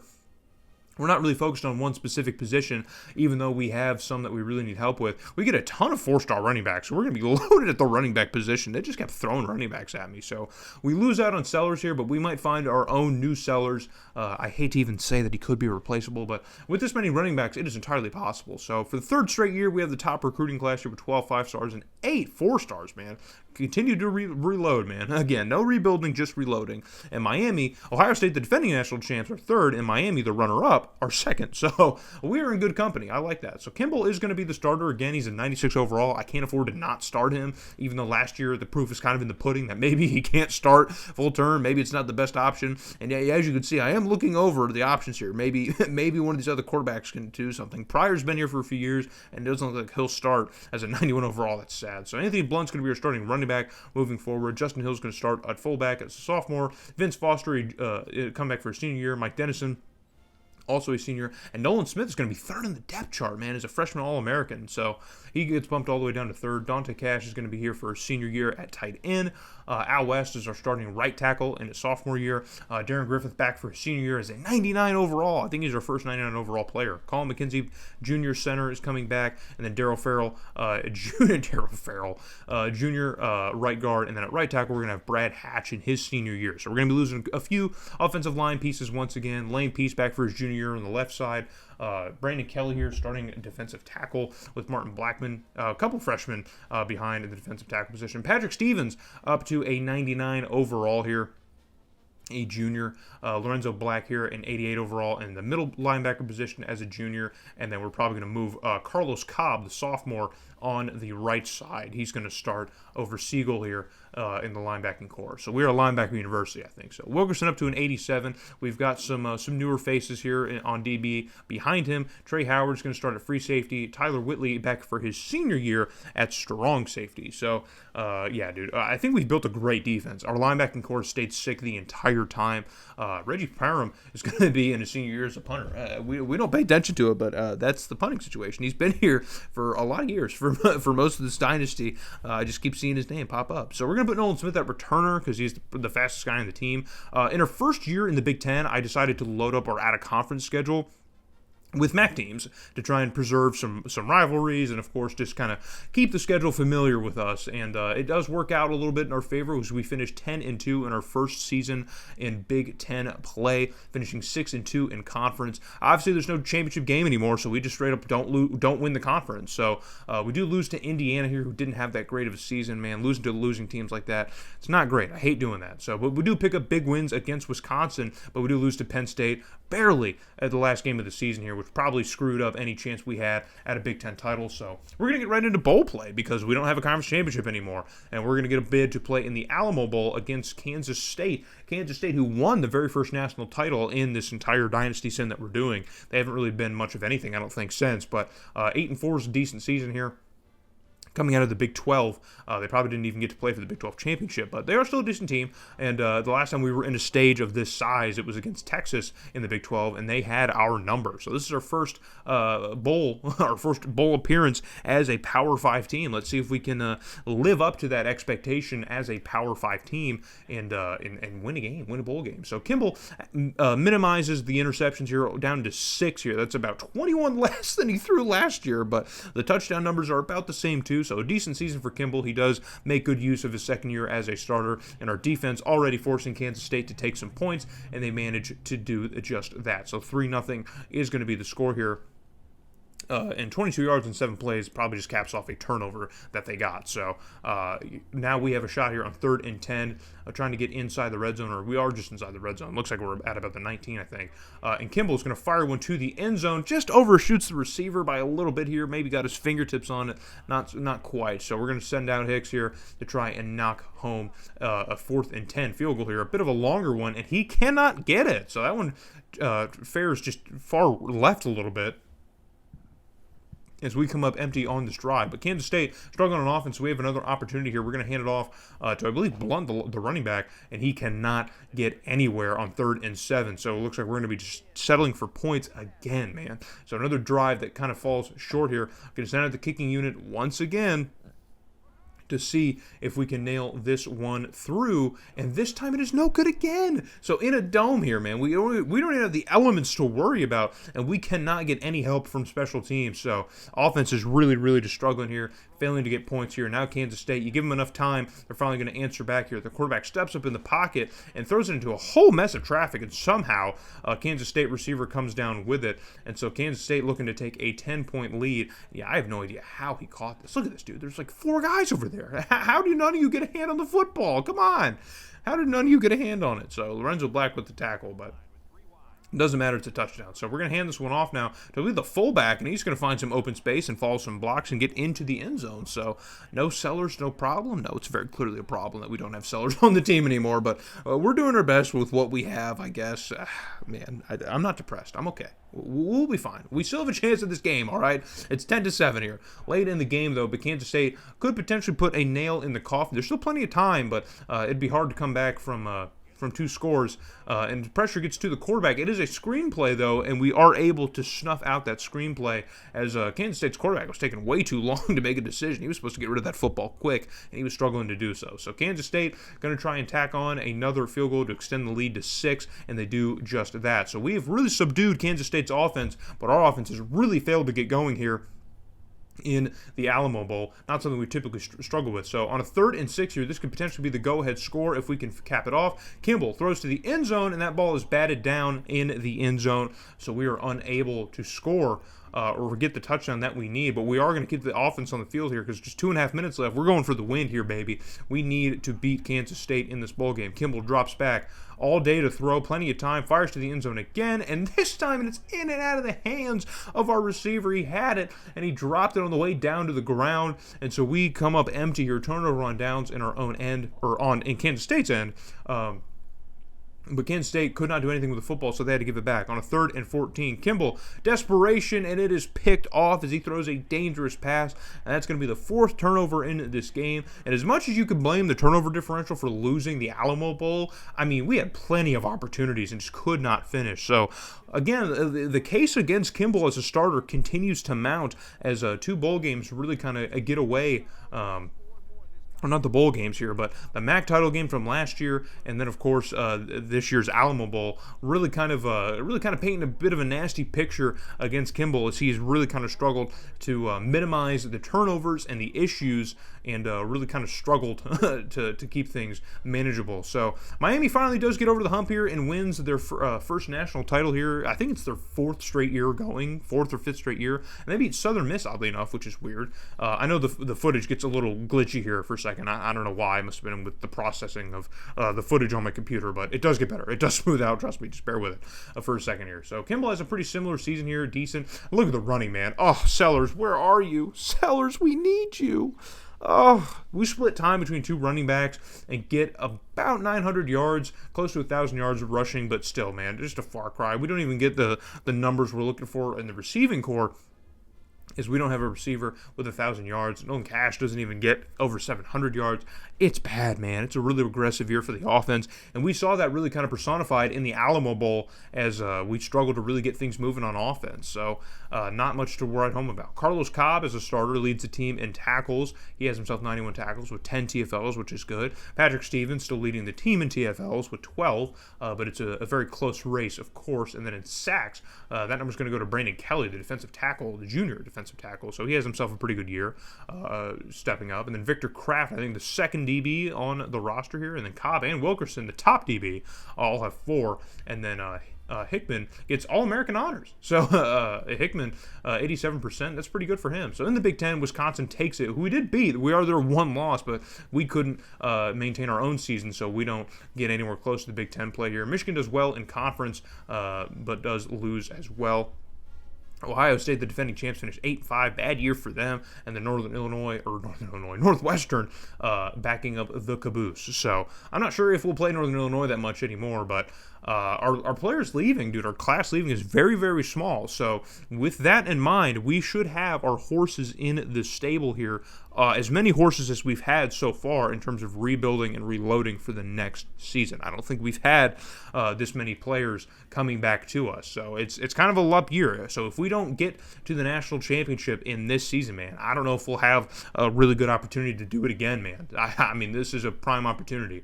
We don't slam recruiting out of the park since we really didn't need to. We still have everyone pretty much loaded at most positions, but we did get a new 5-star quarterback and strong safety, as well as a new 5-star receiver. So there's a couple positions on the team that can stand to get better all the time, and receiver is definitely one of them. Quarterback, we don't really need to get better at quarterback. We have a lot of great quarterbacks, but because of our low profile year in recruiting, we drop all the way down to 16 after having the top recruiting class, I think, for 3 straight seasons. But Ohio State very close to us as well. Kimball is up to a 99 overall quarterback. Now you guys see why I don't replace him, because he's a 99. Like, he's got to be the best quarterback statistically on the team. But Boyd and Pryor at 96 are definitely very, very enticing guys here. So Pryor might be the starter next season because he is only a junior, but our backup behind Kimball is a senior as well. So it's going to be kind of make or break. So Vince Foster up to 87 and Deshaun Cooley up to 86. We finally have a really good receiving core that I'm happy about. So yeah, dude, this is the best team that we have to have moving forward. If we don't manage to figure this out, man, I don't know what's going to happen. Shane Daniels, senior, tight end. Al Westover's junior year. Darryl Farrell, senior guard on the left side, is going to start. Colin McKenzie for his senior year, center, 94 overall. Jason Rivera going to start on the left or on the right side, and then Brad Hatch, junior, going to start on that right side. Jay McGee on the right end. Lane Peace, senior, on the left end. Brandon Kelly up to a 97, starting defensive tackle with some good depth behind him. Patrick Stevens, a 99 overall linebacker, beating out Irvin Brandt and Montreal Sawyer. Those names, linebacker university, baby. And we're going to put Carlos Cobb back in the mix because he was one of our better defensive players as well last season. He's going to start, and then Paul Wilkerson is going to lead things off on for our DBs. Trey Howard's going to start again at free safety, and then Andre Carlisle is going to start at strong safety with Philip Hickman, our kicker, of course, and we have a new freshman, man, Mike Mayo. What a name. The Sims coming up with some crazy names. I mean, just crazy names. Darryl Farrell. I mean, come on. What are we doing? Godfrey Medley. I mean, just crazy names. So we're going to mix around the kick returning position here. I don't know why I included this. I edited it out in the first part, left it in this one. Oh, well, you know who's returning our kicks. Nolan Smith is for the second straight year. So coming into the season ranked number 9 here. Once again, we're playing another out-of-conference MAC schedule against Buffalo, UCF, Kent State. And we do manage to finish the season, and we get a bid to play in the Capital One Bowl. So I didn't show the full season schedule. We do finish 11-1. I don't know why I didn't show. I must have just forgot to record it, but we'll go back and get into it, or maybe we'll see it at the end of this video, hopefully. I don't know why I did it. Once you start recording these back to back, you just start to lose sight of it, I guess. I don't know. Just shame on me. Really, honestly, just shame on me. So we get to finally represent the Big Ten here in the Capital One Bowl.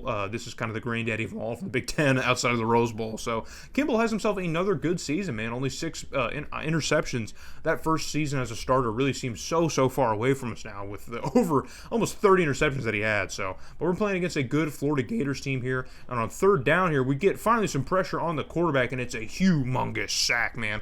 One of the many guys on our defensive line that are just so disruptive and productive on that line, man. You can't run on us, and you can't protect your quarterback for long. So Florida State going to go for the kick here. Florida State? What is wrong with me? See? Like I said, I get delusional. I'm getting delusional. But the kick is good, and Florida's going to take a 3-0 lead here. Our offense still struggling here. Is now Florida looking to strike again. Pressure is coming onto the quarterback again, and he finds a receiver in the corner of the end zone. Somehow keeps both feet in bounds, or 1 foot in bounds, for the touchdown. I think we could probably review that, but there is no review. So Florida's just going to get that one. So 10-0 is the deficit we find ourselves in, and now we need to get something working here on offense as we are looking to strike here. Kimball steps up in the pocket, and he finds Foster, I believe, the receiver, who catches that one, and it is a touchdown. So Akron finally going to answer back here. We are going to answer back to the Florida Gators, and on another third down here, with just 10 seconds left, we have an opportunity to get even more points. Late in the first half, Kimball it tries to evade some pressure, and it's intercepted in perfect running lane. There was no one in that area. Get out of the way, ref. And Florida's going to take this one all the way back as time expires, man. It's a pick 6 to end the half, and there you see the turnover differential again, man. Just turnover prone in these games, man. I don't know why that is. I just don't know where that's coming from. I mean, I guess Kimball, you guys are probably screaming at the screen, it's Kimball. Why are you starting Kimball? Because, man, he's the best guy on the roster. I got to give it to the BPA, man. Got to give it to him. But 17-7 is now the score here in the Capital One Bowl, and we need to dig ourselves out of this hole quite a bit. It's going to be a handoff to Blunt, and here we go. Here's some Sellers-type magic, baby, as Blunt's getting into open space, and he's got, it's a foot race here with the safety, and the safety's got no shot, baby, as we're going to get into the end zone. So this feels like forever since we've seen a huge run play from our running back in this game. But, or in a bowl game, but it just gives me flashbacks to that Motor City Bowl. Jamal Sellers' last game, baby. Oh, I could see him now. I believe it. But Blunt, man, a great run for him. We haven't seen too much of that. Hopefully he has himself a better season than he did last year. But with runs like that, I can imagine he did. So now we are back within 3 points of the Florida Gators here, but on 3rd and 12. We have a chance here to force them to give the ball back here. But not when you do stuff like that. Not when you do stuff like that. When you give up big plays like that. So on a 3rd and very, very long, 3 guys all in protection here, all surrounding this receiver. Somehow none of them can make a play on the football, and Florida adds to their lead here. 24-14 is your score.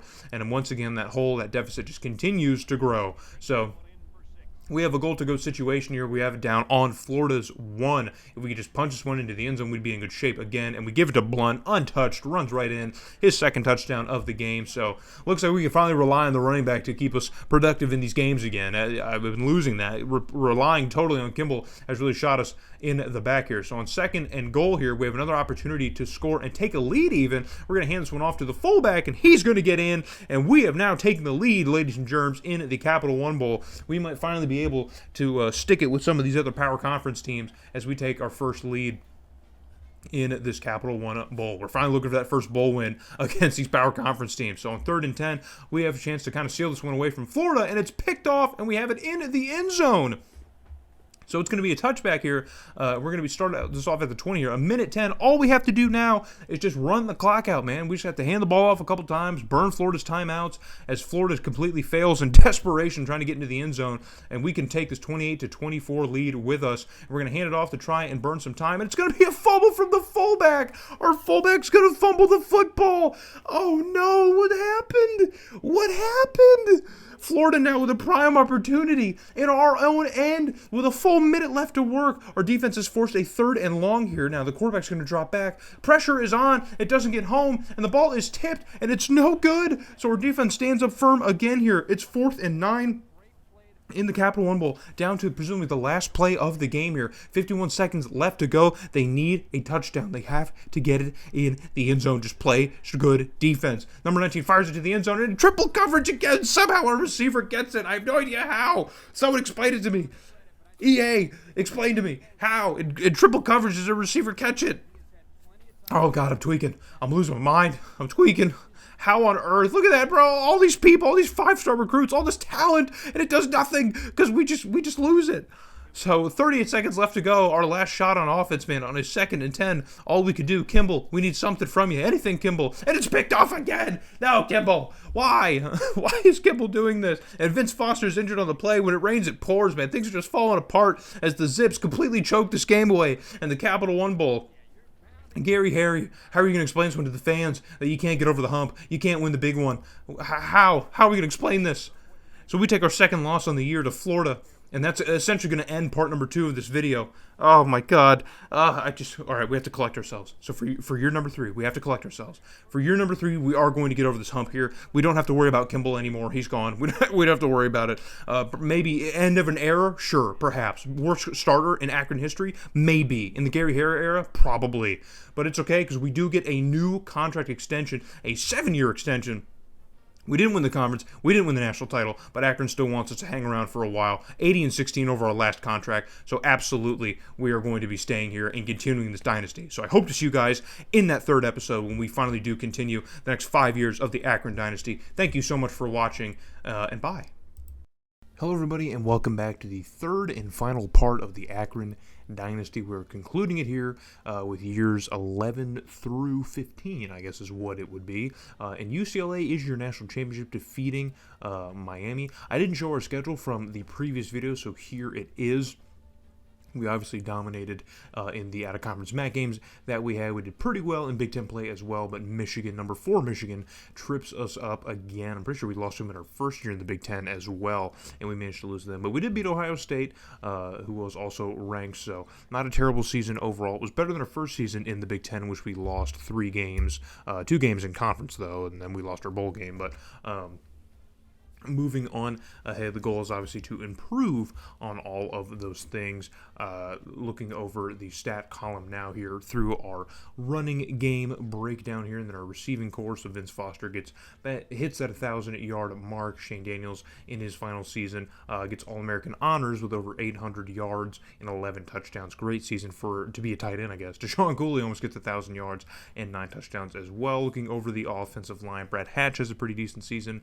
Al West, not terrible as well. A lot of guys just kind of repeating what they do. That tends to happen with the sim. The longer it goes on, it pretty much just keeps on repeating the same numbers there. But Lorenzo Black leads the team in tackles by 1, with Patrick Stevens behind him by just 1 tackle. And then TFLZ also leads in that category. Jay McGee leads the team in sacks here as a sophomore with 7. And then INTs goes to Patrick Stevens. So a linebacker leads the team in INTs. Weren't generating a lot of INTs, I guess, with our DBs. And Philip Hickman has a season similar to his freshman season in his junior year with 77% efficiency in kicking. So in the Big Ten, we finished second to Michigan because Michigan beat us, of course. Ohio State finishes third because I guess they lost to both of us probably.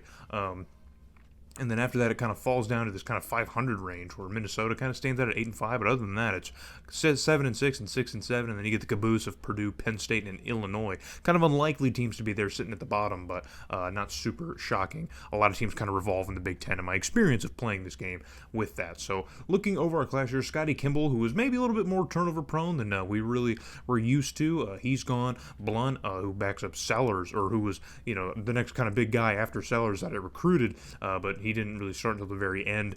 He's also gone. We're losing some receivers. Patrick Stevens is also leaving us. So a lot of the best fixtures of this team are finally kind of leaving after the last couple of seasons. So we didn't really achieve all that we thought that we could achieve with them in that time here. But it's okay because we still have 5 more years, guys, of recruiting and reloading this program. And we're certainly going to do that. We're going to do that. We haven't stopped doing that. So looking over our class here, we start off with the 3rd-ranked center in the country. We have the 2nd-ranked quarterback, the number 1-ranked middle linebacker, and tight end. This is linebacker university. We also get the 5th quarterback in the country. And the 2nd-ranked guard. A lot of guys that we probably don't even really need, but we keep bolstering this team with more 5-star talent. The more that we can get, the better it is, and so we're going to continue. Last season, we kind of took an off year with recruiting because we really didn't need that much around the roster, but after such a mass exodus that we had after this previous season, year number 10, I guess, we needed to kind of rebuild the roster from the ground up, so we get our 4th our 4th number 1 receiving class. So Ben Sanders is going to start as a junior at quarterback, but we're going to look over here with the throw power and accuracy to see who would be the better option over Urban Pryor. And Sanders is maxed out on pretty much both stats. So Eric Pryor is going to be we're going to flop in Eric Pryor, but Sanders, to me, we're just going to throw in Pryor because he's the senior, but so we will have Sanders for next season, so that's why I'm not super worried. I'll flip him in.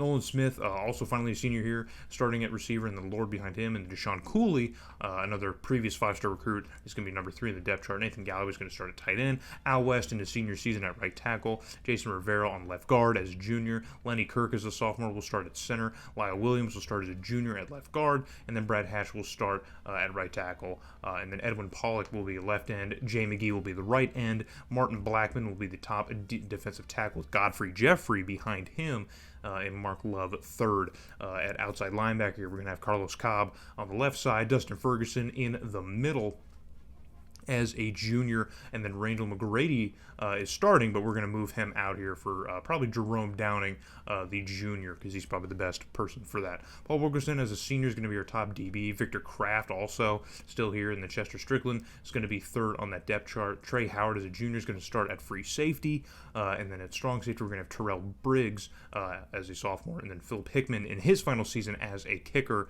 and then Mike Mayo is a sophomore as a punter. So we have a good mixture between like kind of younger guys like sophomores and juniors, or freshmen and sophomores and seniors, but we have a lot of seniors starting across the roster, so we need to pay attention to that. So heading into the next season, we're still going to keep a lot of MAC games in the out-of-conference schedule. I think it's kind of the easiest and most sensible thing to continue to do, because it helps generate trophies like this one. We finally win the Big Ten in our third season in the Big Ten.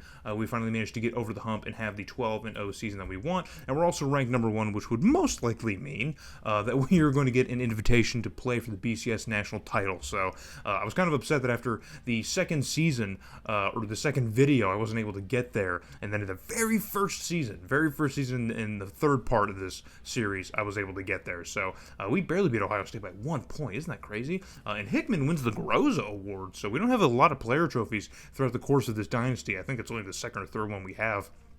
But Philip Hickman manages to win the Groza Award. I'm very curious to see what his stat line is for that. But Lord also wins Receiver of the Year, and I think he was second on the depth chart. I don't even think he was supposed to be our starter, or he wasn't even wide receiver one. And then Pryor wins Quarterback of the Year, so I guess it was smart to start him over Sanders, even though, either one would have probably managed to do the same thing. We get two guys getting Heisman votes, too. I start including the Heisman screen because we do get some votes here. Never close enough to win it, but we are getting some votes at least. Our quarterback is third on the list, and so we are going to get an invitation to play in the Rose Bowl game against the Southern Miss Golden Eagles, who I'm pretty sure are still playing at a Conference USA. I don't think the other teams move conferences, so I'm pretty sure we are playing a Group of 5 school in the BCS game. At least we moved to the Big Ten, so this kind of makes sense, being the number one team. But both teams are on a 12-game win streak. They kind of started off with this season and kind of went on a perfect dream run. So which team is going to reign supreme in our first little bit of gameplay here in the Rose Bowl game in Pasadena? It's beautiful. It's wonderful. It's brilliant. So looking over Pryor's year here, he almost reaches that 4,000-yard mark. He probably will hit it with this game here if he has an efficient enough game.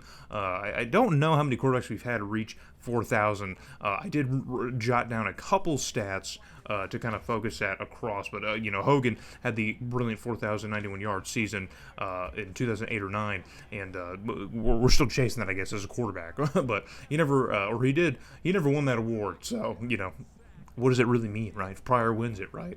But we do get an interception here and turn over the Golden Eagles. We can't move the football past that, though, so we're going to bring out Hickman, the Groza Award winner, to attempt a pretty long field goal, but he does nail it. So 3-0 is going to be the score here in the Rose Bowl.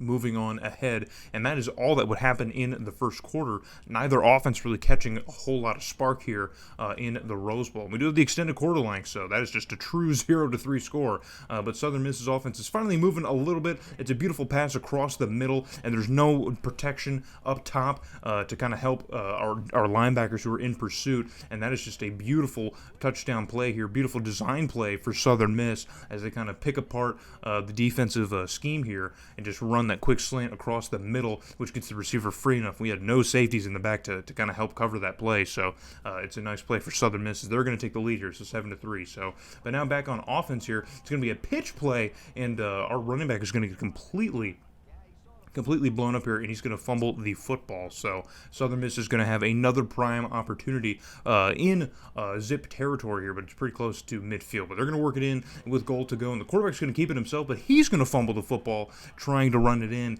and that one is going to be picked up by the zip. So Southern Miss offense has been a lot more effective so far in this game here, and the mistakes might start to be piling up. But on 1st and 10 here, deep in our own end, Pryor wants a home run shot downfield, and it's going to be caught, and the receiver's going to get brought down inside the 45. So a costly fumble here deep in our territory turns into a huge gain here to flip the field. So Pryor's not done. He's going to hit the same exact receiver on the same exact spot, and this time it's going to be for another gain of about 20 yards as we get brought down just outside of the red zone. So the Zips offense finally moving quite a bit here. So on 1st and 10, Pryor steps back again, fires off to the same part of the field. He loves that left side of the field. This time he drops it into the bucket here. It looks like to the tight end, kind of surrounded by some guys here, but he's able to airdrop that ball in there into the corner of the end zone, and that is going to be the first Akron touchdown of the Rose Bowl. So If you thought the offense was going to be kind of a problem here in this game, I was a little bit worried too, but it has shown up. It has arrived in some form. So 10-7 is your score. Late in the half, though, Southern Miss is not going to take that one lying down, as they're going to hand it off to their running back, and he's going to surge through the hole in the middle of the line and get into the end zone. So Southern Miss retaking the lead here late in the first half, and it looks like we might have ourselves a bit of a battle here. You guys aren't used to that kind of battling, but we are battling here. So 14-10 is your score. But with 10 seconds left, we're here just past midfield. Pryor, one more shot towards the end zone, and why not? Because it's going to end up in stuff like this, and we do have time for a timeout. So with 2 seconds left on the clock, we're going to send out Hickman to make this a 1-point game, and he manages to do just that. So 14-13 is going to be your score here as time expires in the second quarter. And this is certainly going to be a kind of a back and forth. And if we can snap off big plays like that, like we did on our first touchdown drive, and that drive just there to get us a field goal, then Southern Miss might be in a little bit of trouble. So manufacturing drives versus these big plays. So on a 3rd and 9, Pryor stepping up in the pocket, fires one across the middle, and that one is picked off. There is a flag on the field, but Southern Miss has an interception as it currently stands right now. But we need to wait and see what the penalty is, and it is a holding call. That's a holding call on Al West, the senior, and that's going to stand for Southern Miss. So Southern Miss now, a huge mistake from the Zips offense here. Now, we all thought that we were rid of the turnover situation with Scotty Kimball, but it looks like Pryor might have a couple in him as well. So Southern Miss trying to get into the end zone. That ball's batted around and nearly caught off of the tip, but it safely falls to the ground for Akron. So fortunately, Southern Miss is not able to convert on that. So we're going to get the ball back here in our own end, and again Pryor lobbing up these gifts for the defense. It might even be the same player. I'm pretty sure it is Sims. I'm pretty sure that free safety for Southern Miss got the last one. So the turnover game beginning to be a little bit unmanageable for Akron, but Southern Miss is going to give us one themselves, but this one is going to go the entire distance as no one is back around unless this receiver can catch up. He's right hot on the tails. He's going to make an attempt for the tackle, and he doesn't, or at least he does far too late as we were able to cross the goal line, and that is a pick 6. So 6 turnovers in total in this Rose Bowl. We had a lot of costly ones in our own end, but we're the only ones with points out of it, and we're going to try and go for 2 here to make this a 7-point game, and Pryor keeping it himself. Absolutely no shot. Absolutely no shot. So the score is going to remain at 5. And we're going to send out Hickman for a field goal, another long field goal as we get stalled on offense. And so that is going to make the score 22-14. Bit of an awkward score here. Southern Miss not really out of it as we were late in the third quarter, but we have another chance on offense again. Pryor absolutely finds a window, gets that one through the window. I'd have to find the words, man. He just absolutely lasered that one through a window and was able to get this one to an open receiver, and that one's in the end zone. So that's another Akron Zips touchdown as we are further extending this lead. And a game that was really, really close at halftime has now been completely blown open with that touchdown right there. Southern Miss's offense has really stagnated in the third quarter. So 29-14 is your score. And we are in good position, up 15 over Southern Miss, but they can still catch up. It is still possible, but not when they're doing stuff like that. Not when you do things like that. So another interception for the Zips defense has this one going the other way. Our defense, man, looking pretty solid, even though there are like 7 or 8 turnovers in this game. But Southern Miss will get the ball back. We were unable to do anything with it, and they're going to do something with the football, and they're going to finally score some points in the second half. That's their first bit of points since the second quarter, since like late in the second quarter, like a minute left in the second quarter. They finally get some points here.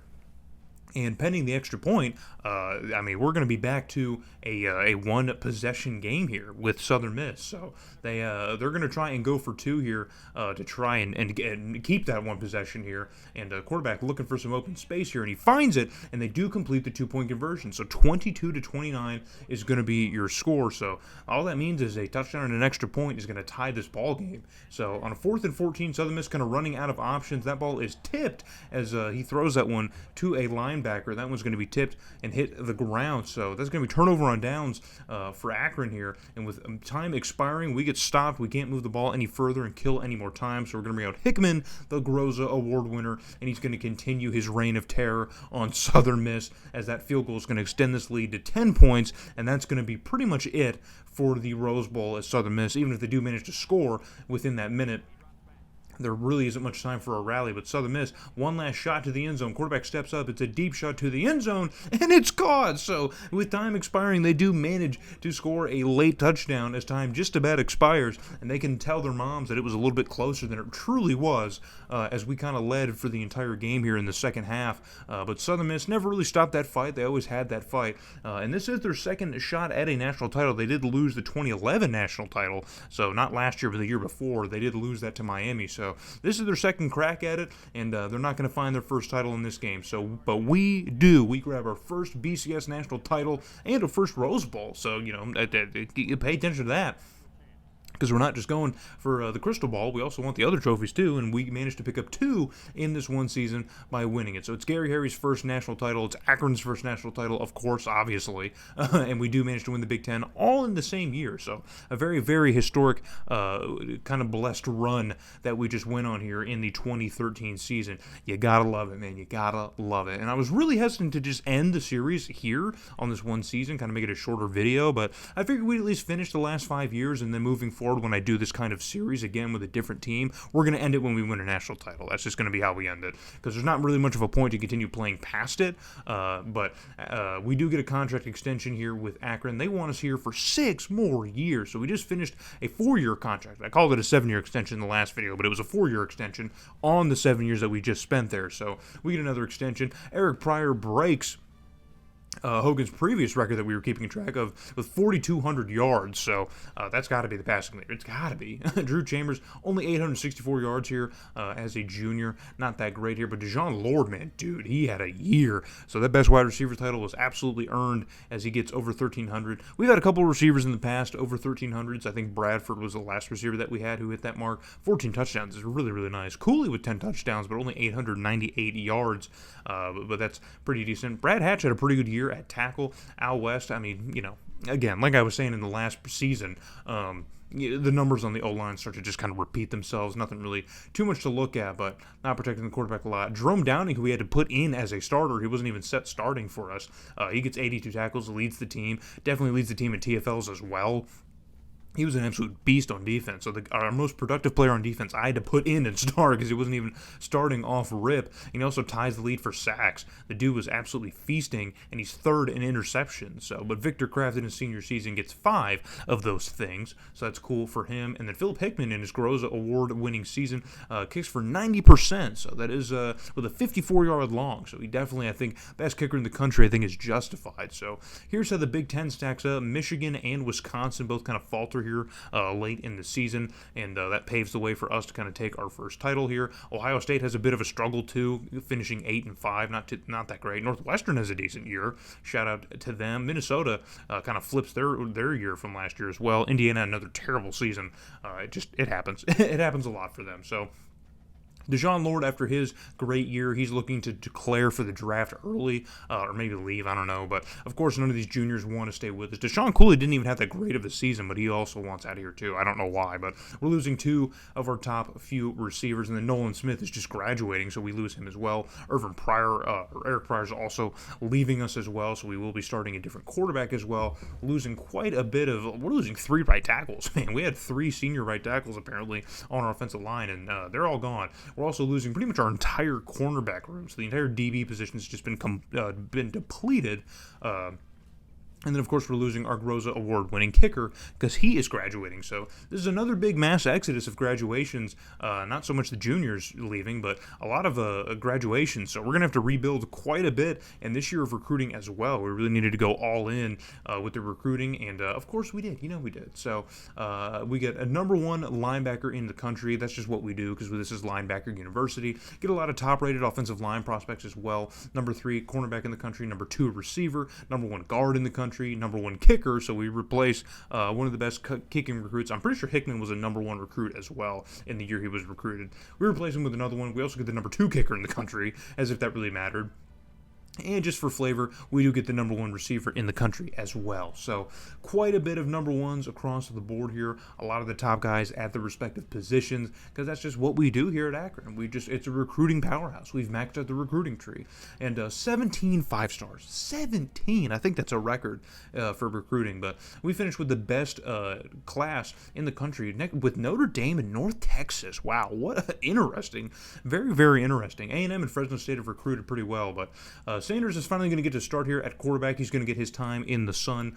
He was a junior last year. He'll be a senior. Drew Chambers coming back for his senior season at running back. William Wynn, senior fullback. So already a few seniors on offense. And Alton Gilmore, junior. Walter Brandon, sophomore. So we do have a young receiving core, which is pretty decent, but they're all young. Nathan Galloway's a junior. He'll start at tight end. LaTroy Hall, we're probably going to have to move around at left tackle because it's not going to work. Lyle Williams, we'll put as a senior. We'll start him there. Jason Rivero is going to start as a 99 overall on our offensive line. Lenny Kirk is going to come back and start for his junior year, and then we're probably going to have to move around the right guard position as well because Michael Vincent is not the best option that we have in that position. And that honor is going to go to Doug Barber. And then Thomas Lewis is going to start at tackle on the right side. But again, that's another one we're probably going to have to move around because we can get a better option than that. So we probably might start Thurman Kincaid, who I believe was the top center in the country in last year's recruiting class. So we're moving around our offensive line here, trying to get the best possible outcome because Williams could start pretty much at 3 different positions on our O-line, but we're trying to get the best possible guys in their spots, of course. So that's how we're going to do it. So Desmond Sanford, as a sophomore, is going to start on the left side. Edwin Polk on the right side. Martin Blackman here for his senior season, up to a 99 overall with Godfrey Jeffrey behind him and Love behind them. Jerome Downing starting on the left side now. Dustin Ferguson's going to start as a senior in the middle, and then Randall McGrady is on the right side, but we're going to swap him out for Kendall Whitley, the redshirt junior. He's going to start on the right side instead. Ralph Neal as a junior is going to be the top DB. And then we have Damian Moultrie as a second. And then we have a strong safety as the third guy on the depth chart for cornerback. Trey Howard's going to be a 99 overall in the defense. Terrell Briggs is going to be a 91 overall junior at strong safety. And then Dan Williams, one of the kickers we just brought in, an 80 overall already. And then Mike Mayo comes back for his junior year to punt for us. So moving around with the kick returners, we still continue to have a really high-powered defense here. A couple 99s across the team here. Maybe not as consistent at the offensive skill positions as we'd like, but still pretty good. Taking a look at our out-of-conference schedule, still pretty easy, man. We include the Army, and then Kent State's also been pretty bad, too. Same with Ball State, so we're keeping that max schedule pretty firm here, sprinkling in one more. And we finish 11-1, so we already know what one game probably tripped us up, so we're going to look through and see what it is. As we get into the conference schedule, we dropped 73 points in Illinois. Good Lord, 73 points. That's got to be a record.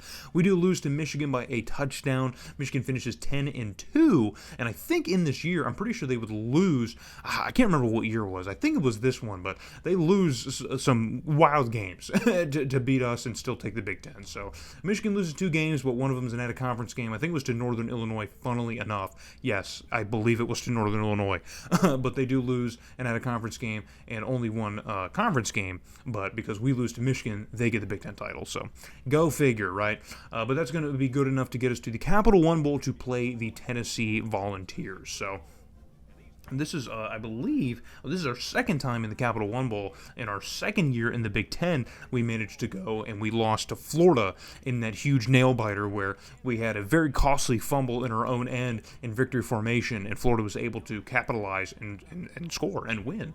And so we're looking to get some revenge on the SEC for that game, and already we're off to a great start as Tennessee commits a pretty egregious penalty of throwing to the wrong team. And Neal gets the pick 6 to kick things off here in the Capital One Bowl, to kick off all the scoring. And it's a beautiful, beautiful pick 6. Just an easy one.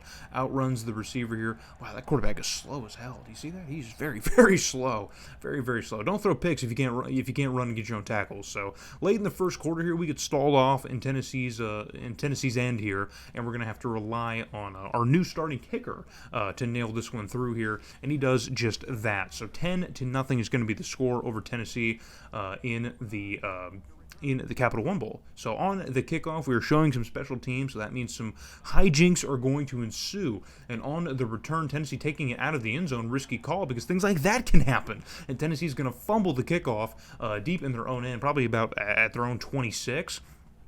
And so we're going to get another scoring chance for our offense on 1st and 10. Still in the first quarter here. 8 seconds left to go. And Sanders finds an open man here. Just kind of flips this one out to one of the 4 receivers we had out running routes. And he catches that one on the inside seam. And that's going to be another Akron Zips touchdown. Look at that. Just an easy one. Easy pitch and catch. Jeez Louise. And yeah, we're gonna add on to our lead over Tennessee. So we're already doing pretty good on the promise here of revenging on the SEC as we drop 17 points on Tennessee's head here in the very first quarter.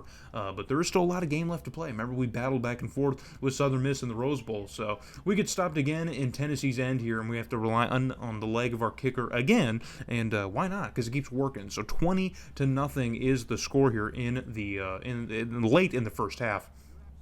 But Tennessee, again, still plenty of time. They're finally in the red zone. They're looking to answer back here. Pressure is on. Quarterback's got to kind of move awkwardly away from the line of scrimmage as it's kind of getting a little rowdy, and he finds the tight end in the middle of the end zone. There's about 3 different Tennessee receivers that probably could have had a claim to that football, but it's the tight end who manages to come down with it. So 20-7 is the score here. A high snap on a 3rd and 8, and it's going to end up not just in a catch, but it's going to be a touchdown as Neal's unable to catch up to the receiver here off of that catch. And just like that, man, it is a 1-possession game again. And that is not the same quarterback who you saw. So Tennessee's quarterback was injured at some point in this game here, and Tennessee would have to try and finish the game out here without him, at least for a little bit at the very least. So 20-14 is your score at the end of the first half. So we dropped 17 in the first quarter. Tennessee answers back with 14. Nothing would happen in the third quarter. So that's going to take us into the very final frame of this game to see if we can get a decisive winner. But Tennessee gets stopped with goal to go, and they're going to rely on their kicking team finally, and it's good. So the game is now a 3-point game as Tennessee mounts a 10-play, 70-yard drive. But late in the ball game, just under 2 minutes, we're going to add a kick of our own to make it 23-17. Doesn't really do a whole lot for us in terms of holding on to the lead because Tennessee's now in the driver's seat with 1:47 left to get down the field and potentially score a touchdown to take the lead. So 1st and 10 after the kickoff now.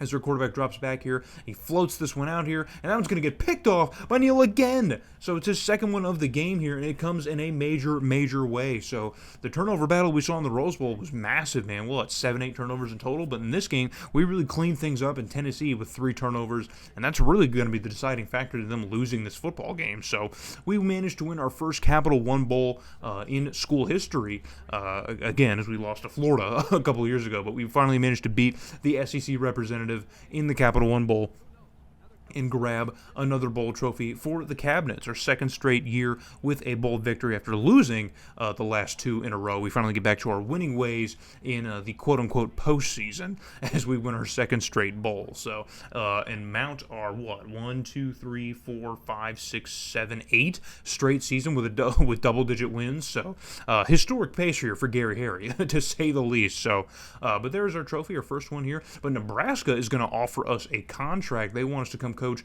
in the Big 12 to lead the Cornhuskers to this kind of promised land. But obviously the job is here in Akron. We are still here working in Akron, so we're going to decline that offer.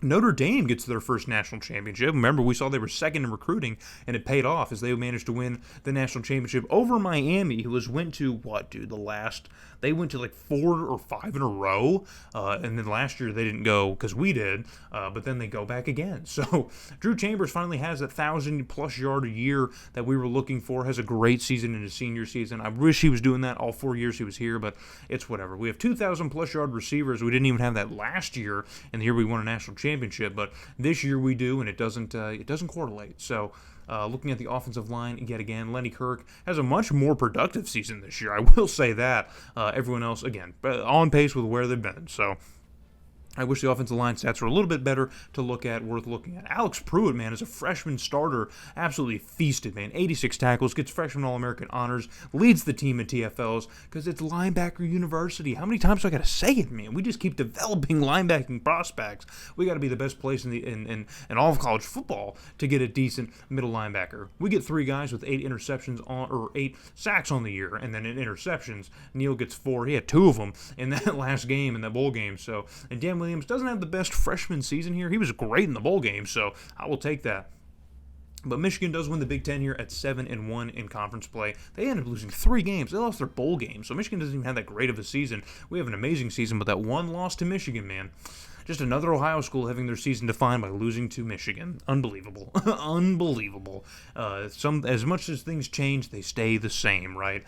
But now it's time to get into the offseason festivities. We got to see who all is leaving. And, of course, Ben Sanders is graduating and leaving us. Drew Chambers, our starting running back, is also leaving us. We're losing our starting fullback, losing a ton of guys on our offensive line. Again, losing pretty much all of our defensive tackles, so that position is going to have to be completely rebuilt from the ground up here. Losing a couple key starters in a linebacking core, but you already know we don't even have to worry about making sure we got guys there. We always got guys at the linebacking position to play for this team. You already know that. So we're going to head into our next class here.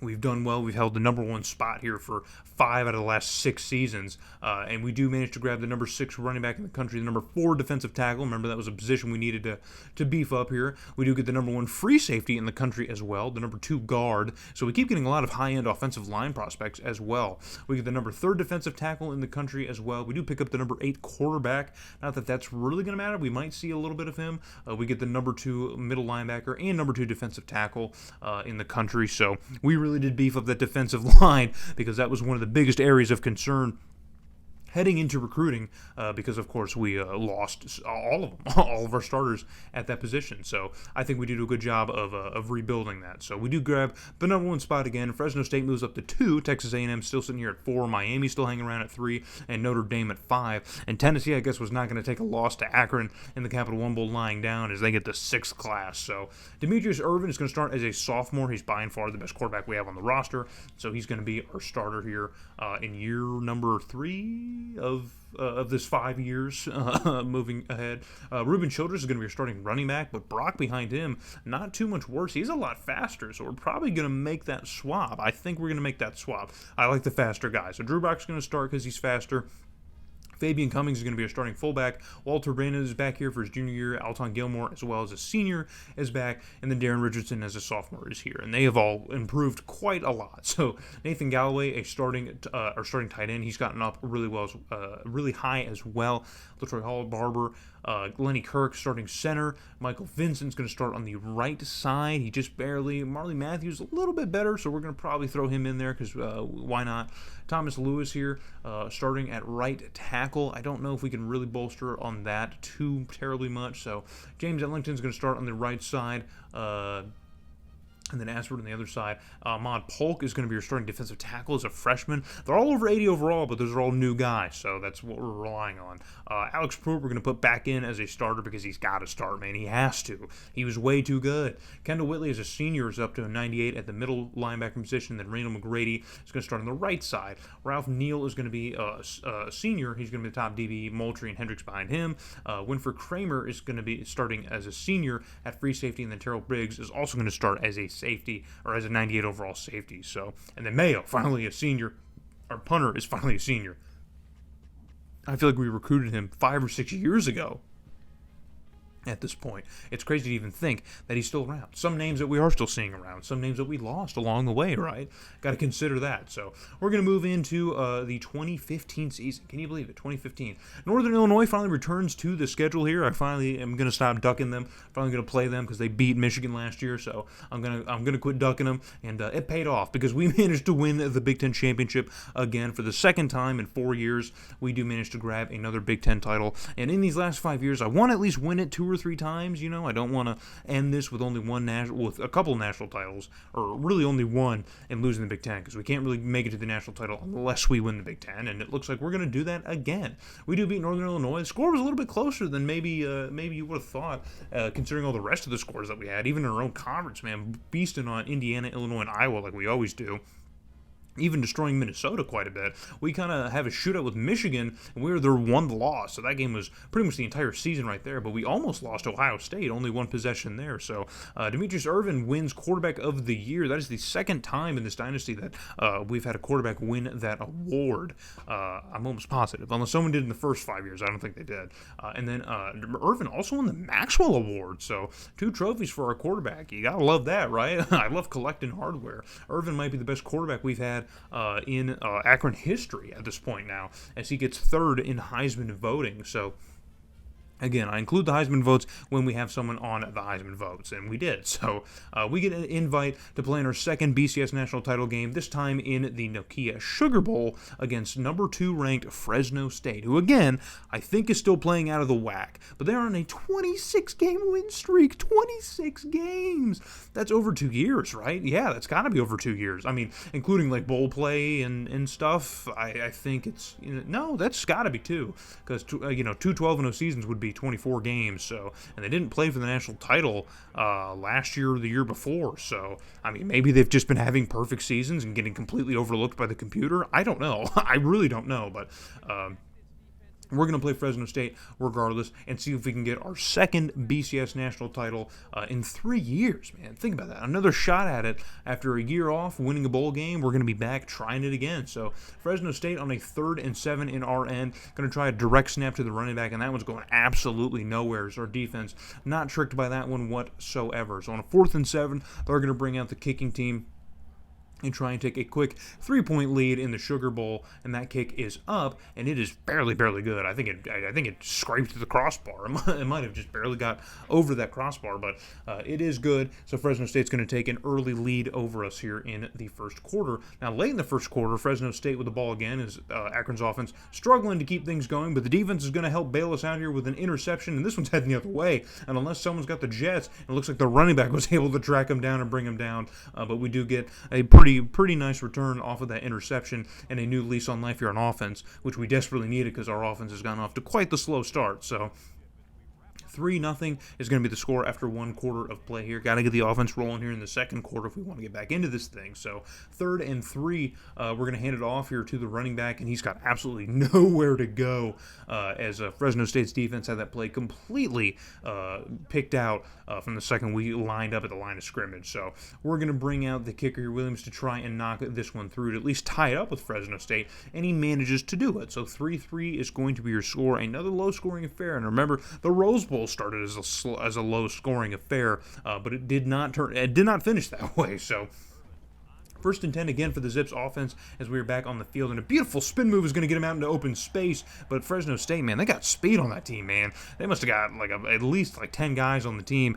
with 97 plus speed, man. It is crazy the speed that they got. So 1st and 10 now. Irvin dropping back here and finds a wide open tight end, man. There was nobody back there. I don't know what kind of defensive strategy that was for Fresno State in this short yardage situation here, but they just seem to commit pretty heavily to the quarterback. It looks like they rushed maybe 5 or 6 and just kind of left the tight end completely unguarded, but that's going to result in a touchdown. So 10-3 is the score, but Fresno State not taking that one lying down. They're going to try and answer back here, and it's a huge pickup, and after the huge stiff arm, the receiver's going to get into the end zone, and Fresno State finally answers back here late in the first half with just a little bit of time left to go. And this is a huge play for Fresno State. Look at that, bro. Get off of me. Beautiful stiff arm. I can't even be super mad about that one. So Fresno State manages to tie things up here late in the Sugar Bowl. 10-10 is going to be your scoring. Once again, we are battling for this trophy, man. So 29 seconds left to go, still plenty of time. Irving dumps this one off quick to the tight end, and he's going to get brought down well short of the sticks. But we're going to run the hurry up here as time is continuing to tick. Timeouts may be a factor here, but 17 seconds left to go. Got to get the ball off here, and Irvin rolls out to his right, fires this one off to the side. It's caught, and he gets behind the DB, and it's a foot race to the end zone, and he's going to dive towards the pylon because that DB is right on his tail because Fresno State's got the speed apparently. But we're going to score here late in the first half, just under 10 seconds left to go in the second quarter, and now we're up 17-10 over Fresno State. Can you believe it? we do take the lead here, but it doesn't look like this one's going to be easy. We're going to have to fight, and we're going to have to battle for every single point, every single yard against the Bulldogs, as they have been pretty resilient so far. So first half comes to a close, and now let's see what we can do. In the third quarter in the Rose Bowl, we managed to kind of separate ourselves from the pack here, but let's see what Fresno State's offense decides to do, as Fresno State guards that one pretty well, knocking that ball out of our tight end's hand here. And now we're going to have to make ourselves quite the decision, and that decision is going to be easy when we got a decent kicker. We're going to send him out here for a pretty long one, and he just barely clears the crossbar, but hey, man, that's good for 3. It's still good for 3, whether it's clears the crossbar or just doinks off of it, it's still good for 3. So we take a 10-point lead over Fresno State, but they're finally back on offense, and they're going to throw a pick in their own end, and there's no one along the sideline, and right into the end zone, it's another touchdown. A huge defensive touchdown here. We almost had one earlier in the game, and finally we were able to return one of these picks, as Fresno State just racking up the mistakes now. 27-10 here. This game is getting out of hand for the Bulldogs. They got to get something rolling on offense, and it's another interception, as Fresno State just can't get out of their own way. And we saw last year in the Capital One Bowl, turnovers were really tendencies undoing, as they had 3 themselves, and that was the huge difference maker in a close scoring game. And now in this game, potential to really get open, completely wide open, as Irvin finds a receiver across the middle of the field, and it is in the end zone for a touchdown, man. Come on. Now things are just kind of getting out of hand. It's the mercy rule.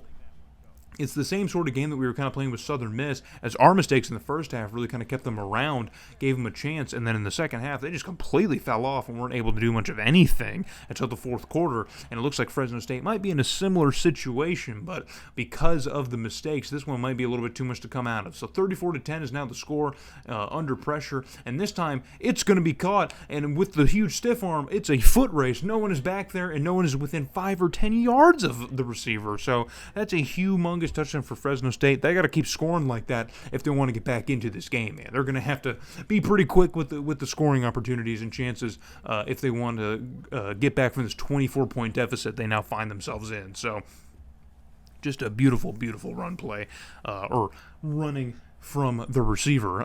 Not a run play. It was a nice pass, So Fresno State's going to try and go for 2 to try and, make this one a little bit closer here. They're probably going to have to go for 2 every time here until they get it, and they do not get it. So 16-34 is now your score. So the lead that they cut into, they only cut into it a little bit less than they would have if they just took the extra point. So third quarter comes to a close. We look to be in pretty good position. Maybe we can get one more insurance score. Things will be pretty good, and we look poised to do that early in the fourth quarter here on a goal-to-go situation. Irving to the corner of the end zone, and it is caught for another Akron Zips touchdown, this time on offense. And we are now going to go up 41 to 16 on Fresno. Fresno State would fire off quite a bit of garbage time points here to get up to 30 points, but we would still hold a 14-point lead over the Bulldogs, so there was never really any huge risk of them catching up, I guess, you know what I mean? But our defense did end up playing pretty lazily here in the fourth quarter, but it's good enough for us to win our second national title. We finally do it. We grab our second crystal ball here, but this time it's the Sugar Bowl, so we grab 2 separate bowl trophies as well as our second national championship. So it's our third straight bowl victory in as many years, and our second national championship in 3 years. So this is officially Dynasty status. So I'm glad we continued the next 5 seasons, because now this is making a little bit more sense as a dynasty, if you ask me. UCLA wants to invite us over to Los Angeles to take them over. They won the national championship in 2012, and I guess now they're looking for a new coach. But it's not going to be us, because we're going to stick with Akron as we are Sugar Bowl champs and national champions. It feels so good, right? It just feels so good. Demetrius Irvin, who wins the Maxwell Award and the best quarterback, but not the Heisman for some reason. 37 touchdowns, I think, is a record. I don't think we've had a quarterback reach that number, unless maybe Pryor did it. I don't know. Hogan never did it, I don't think. I think the low 30s is kind of the record that we had. But amazing season for him, and he's also our leading rusher. Can you believe that? That dude was everywhere. He was doing everything for us. Brandon and Gilmore have over 1,000 yards once again. I think it was both of them who had it last year. I'm not entirely sure. And it was. Yeah, both of them had over 1,000 yards last year. Touchdown discrepancy is massive, though. Lenny Kirk, 31 pancakes, cool, but 11 sacks, my guy? 12 sacks? I mean, geez, man, we're not protecting the quarterback at all. I see why he was running for 700 yards, because he was running for his life. Alex Pruitt once again leads the team in tackles. He's absolutely amazing. He's going to be something very, very special for this team. Desmond Sanford leads the team at TFLs with 17, so we had to rebuild the defensive line a little bit here, and he's not one of the guys we brought in, but still, we have a great defensive line. Sean Lynch gets freshman All-American honors here with a pretty productive season that he has in the defensive line, so we did rebuild it pretty well. And then Dan Williams, an amazing jump in quality from his freshman season. You love to see it. So Michigan once again finishing short of us by losing only one game, and Wisconsin only loses one conference game, which was also to us. So we had to beat out Michigan and Wisconsin just to even win the Big Ten. Which obviously, duh, but basically what I'm saying is the whole season was pretty much trivialized down to just those two games, which is kind of has been the entire time we've been in the Big Ten. You swap out Wisconsin for Ohio State certain years, you know what I mean? But that's kind of what it's been since we joined the Big Ten. So Demetrius Irvin is looking to leave as a sophomore, so he's probably going to transfer. Right? There's no way he's going to the draft, but after his amazing season, he's looking to leave, and we don't have the points to bring him on. He doesn't even want to stay, so we're going to lose Irvin after just one season as a starter, man. That is absolutely brutal. We're also losing some huge pieces in the skill positions. Losing a couple starters on the offensive line here, losing Whitley, the linebacker, so a lot of high-end guys. Not a huge class that's leaving us, but it's a lot of very, very important guys as well. So we're going to spend the points on Irvin just because I really couldn't fathom not having him, but all it said was this, is that he's undecided. So long story short, he doesn't stay with Akron, unfortunately, but yeah, so again, I'm going to reiterate, I say it on the channel all the time, just spending the points on these guys who are looking to leave, it just never works. It never works, it's a waste of time, so we lose our best quarterback in school history after just one season as a starter. As a sophomore. He left as a sophomore. I can't believe that, dude. Well, we get the number one outside linebacker in the country to come here. We also get the number one strong safety in the country, the number two tight end to replace a really good tight end that we just lost. And we also get the number four receiver, even more high defensive line prospects as well, a couple good centers and tackles. We get a couple high-end running backs, 11 and 14 though, not that high. The number one tackle in the country and the number one punter in the country, because we do have to replace a punter at some point, right? That's going to happen at some point. So another super loaded recruiting class, and it's already going to be in the top end, and it is 19 5 stars, 19 of them. 19. We take the number one class for the 7th year in our history. UCLA, who just invited us to be their coach, finishes second. So whoever they got to take that job is doing a good job. Stephen McIntyre is going to start at quarterback as a junior for us, following the departure of Irvin, unfortunately. But we do have a loaded quarterback class, man. It is loaded. We're not going to have to worry. Ruben Childress, as a sophomore, is going to start at running back with Drew Brock, who, remember, was super fast last season, but we're going to leave it the way it is this time because it's a little bit bigger of a gap here, not just 1 point. Walter Brandon's going to be here as a senior, and then Darren Richardson is a junior behind him, and then Avery, as a junior, is going to be number 3 on the depth chart. T.D. Coleman's going to be our senior starting tight end. And then LaTroy Hall comes back as a junior. Doug Barber as a senior is going to be at left guard. Marley Matthews is going to be our starter at center as a senior. Michael Vincent is going to be our starting right guard as a junior. And then Thomas Lewis is going to be our starting right tackle as a junior. So the offensive line is really getting up there. Harrison Rosner, a sophomore, is going to be on the right end.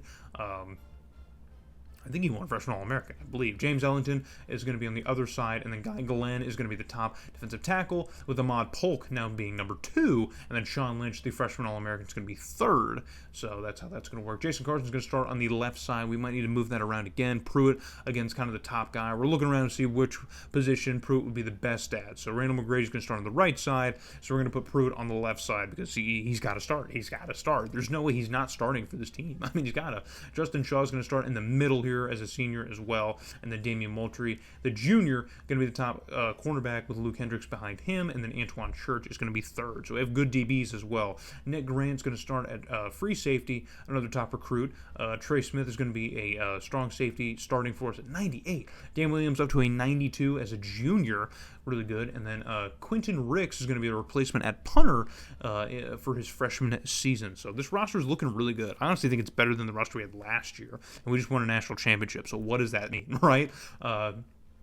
Out of conference schedule, again, sticking with the MAC teams. Maybe in hindsight, I probably could have switched up a little bit, but I don't know, man. We had fun. I like kind of doing the Big Ten MAC thing that we were doing because we are still a MAC school at our core. Even if now our exterior is Big Ten, at our core, we are still a MAC school. We put up 61, 68, and 58 over 3 straight weeks, took a bye week, and then lost to Michigan. You have no idea how mad that makes me. And I think it was actually this season which Michigan lost to Northern Illinois. I said it was earlier, but I think this season they lost to Northern Illinois, and that was the reason that they had 2 losses, but they still beat us. So McIntyre wins quarterback of the year. That's the 2nd straight year we've had a quarterback win that award, so pretty cool. He gets 4th in Heisman voting, so back-to-back years we've had a quarterback receive Heisman votes, so we got 2 great quarterbacks in back-to-back years. I'm not worried about the quarterback position anymore. We just seem to keep on doing it, but that one loss to Michigan, we still get invited to a BCS Bowl here, but unfortunately it's going to be the Fiesta Bowl against number 14th ranked Miami. So kind of crazy for Miami to fall off to 14 and still get a chance to play in a BCS Bowl like the Fiesta Bowl. That's kind of crazy to me. But we are going to finally head to Tempe for the first time. So we've played in a whole slew of bowl games by this point. All the major BCS Bowls I'm pretty sure we've played in as well, except for the Orange Bowl. We have not played in the Orange Bowl, but this is going to be our first foray in Arizona to play in the Fiesta Bowl. So here's McIntyre's season here, 33 TDs to 11 picks, over 3,700 yards. Another great quarterback season. We don't struggle with the quarterback position at Akron. We really don't, man. It's not our huge bread and butter, but we don't struggle on it. So McIntyre with a quick dump off to a tight end to get out of bounds. You're just shy of the sticks. So we're going to bring out Williams on a 4th and 4 to try and knock home a very, very long field goal. That one had to be pushing 60 yards, and he nails it. And there it is. That's the record. He breaks the FBS record. So 58 yards. That's going to be a record-setting kick here in the Fiesta Bowl. Can you believe it, man? We have a record-setting kicker, not the Groza Award winner, but a 58-yarder. That's going to break a record that I think at the time of this game, it's probably only a decade-old record, I think, because it's, probably about 15 years. Yeah, it's about 2015, 16 now. Yeah, about almost 20 years, actually. So almost a 20-year record is getting broken. So McIntyre continuing to work here on offense later on in the game here. But again, it's going to be short of the line to gain. So 4th and 8, we're going to bring up Williams again for another very long field goal. This one's probably about 54 yards, honestly. But this time he does miss it. He does have plenty of leg, but he pushes it wide left. So that one's going to be no good. So 3-0 is going to remain your score. Now Miami going to try and answer back here as their quarterback fires it off, and it's an interception and with enough speed to the side here. But Miami had a player well in position to contain Trey Smith, the strong safety, to just keep that as a nice little maybe 15-yard return. But we're moving on offense here. McIntyre stands firm in the pocket here, floats this one to the end zone, and Miami had a player here. Looks like their safety tried to make a play on the ball, and he could not get to it. So that's going to be a touchdown for the Zips, and we're finally going to add some points on to that record-setting field goal earlier, and we're going to be taking a 10-0 lead over the Hurricanes. I would love to beat Miami, a team that's won like 2 or 3 national championships in this sim and has been like 6 of them. I would love to beat Miami. Even if it's not for a national title, I would just love to beat them. So a huge throw from McIntyre for 40 yards is caught in the end zone for another Zips touchdown. And it looks like Miami is starting to really find themselves in a bit of a hole against this lowly G5 team turned P5 team. This lowly MAC school turned Big Ten Goliath is up 17-0 over Miami. But we've been in this position before, and we can't slouch as Miami fumbles the ball in the red zone. So it was going to be a huge pickup for Miami to put him in scoring position, and now it's a humongous fumble, and Trey Smith picks it up, man. Trey Smith, great strong safety, man. I think this is his last game as a Zip, so unfortunate. But we have an opportunity to score as we've driven the length of the field, and McIntyre fits that one into the window and gets it into the end zone. 23-0. Pending the extra point, 24-0 over the Hurricanes in the first half. And this is a national championship winning program. Miami doesn't fall off in this game, okay? It's not real life. They just continue to win. But in this one, they're not winning because they're struggling really, really bad. And Miami, kind of a disaster. You're losing 3 games. It's kind of uncharacteristic for them, but they are struggling. But they're going to try and answer back here on offense. Quarterback throws it into triple coverage. I don't even know what the hell he thought he was doing, man. I don't know what he saw. I don't know who he saw. I don't know. I really don't think that lane was ever really clear. So they're going to bring out their kicking team, try and nail this one through, and add any kind of point points that they can, and it's not good. So things go from bad to worse for the Hurricanes as they just cannot seem to buy points at this point, man. They cannot seem to get anything to go their way here in the Fiesta Bowl. It has just been an absolute struggle. It's been a struggle, and they just barely miss it, but they do miss it. That was kind of a terrible kick, too. It was ugly. Ugly from all angles. So back on offense now, going to try and get something going. And finally, it's a fumble here. It's going to take an awkward bounce off of a Miami player's legs. That one's going to get kicked back probably about 5 or 10 yards. So Childress fumbles the ball here, and Miami's going to pick it up in the red zone. So it's a huge opportunity for them, but they are unable again to capitalize, and they're going to bring out the kicker, and this time he will nail it. This one's a little bit closer. It's like a chip shot, dude. It's like a 20-yarder, if that. So 24-3 is the score. A field goal doesn't really do much for Miami, but hey, they just need points, I guess. And on this catch here, gets pushed almost out of bounds, but manages to keep his footing and then cuts it upfield for a touchdown, another Akron touchdown. I can't believe that. He was so close to the sideline. I have no idea how he didn't get shoved out successfully. Look at this. Oh, look at that, tiptoeing. I think it's Richardson, the receiver, I think who caught that. I think it's his name, but it's hard to remember when we watch the roster screen, then getting into gameplay footage. It's like my brain just dumps it all out immediately, so that's why I just keep calling people by positions. I apologize. But we do manage to win this game. We add another 10 points here, well, another field goal off of that touchdown, so 34-3 is the score. We absolutely trounce Miami, bro. Absolutely clown the Hurricanes in the Fiesta Bowl. I'm super happy about that. I really wanted to beat Miami. I want a Miami win under our belt as Gary Harry. I want that to exist. I want us to be to have one Miami win over or one win over Miami. I really, really wanted that. So we get our first Fiesta Bowl, and it's our 4th straight bowl victory in as many years. We're just on an absolute tear right now, man. Nothing. We cannot be stopped. So outside of losing to Michigan every other year, Kansas State finally wins another national title. They won the very first one in this dynasty. They won the very first one, and they managed to beat Notre Dame, who made it to their second. So Stephen McIntyre gets over 4,000 yards here. Gets over 4,000 yards and gets up to 37 touchdowns. So we hit that 37 mark again for what, second straight years? I'm pretty sure that's the second straight. I think Irvin did it last season. But wide receiving core here, only 1,000-yard receiver here. Richardson, who had the nice play in the Fiesta Bowl here, gets 10 touchdowns and 800-plus yardage. But yeah, we are a powerhouse, man. We are an absolute freaking powerhouse. Just, we can't be stopped. Can't be contained. We've officially hit that stride. I'm really glad. When I was playing this and recording it, I was like, I don't need to finish this, but I'm glad we did because it's you're seeing the full growth here. So Randall McGrady takes top tackles, or takes the most tackles on our defense here with 12 TFLs. Pruitt not far behind him. Pruitt also has another pretty great season. Almost leads the team for the 3rd straight year. That would have been nuts if he managed to do that, but falls just a few tackles short, man. Maybe could have got it in the Fiesta Bowl if he just wanted a little bit more, but just couldn't do it. Couldn't force himself to do it. So Ahmad Polk leads the team in sacks with Rosner as well. They both tie with 6. Polk also, man, 17 TFLs, man. Our defensive line has been getting in there, man, getting some penetration on the line of scrimmage and creating some things. So we also have a freshman All-American, so good for him. Dan Williams continues to improve as a kicker. We love to see that. Michigan manages to finish 12-2. Good for them, I guess. Who cares? Whatever. They win the Big Ten. They manage to beat us. We lose to them. You know how it works. You know how it is. That's how it always works. But we're the only 2 teams in the conference that have double-digit wins. And so we've had double-digit winning seasons for like the last 10 years at this point. We haven't had a season without double-digit wins since 2005. So, yeah, it's been, I think, 11 years. This is our 11th season. So, like last year, Stephen McIntyre wants to leave here. He's leaning towards staying, so maybe if we put the points there, he might stay. But we're not going to take the chance after last year. And then Dan Williams has continually gotten better. I'm struggling now. Continued to get better, but he also wants to leave. So it's rare that a kicker is like, nah, I'm done. I'm going to take my talents to the NFL. Like, brother, you're not getting drafted. You're a kicker, man. A kicker.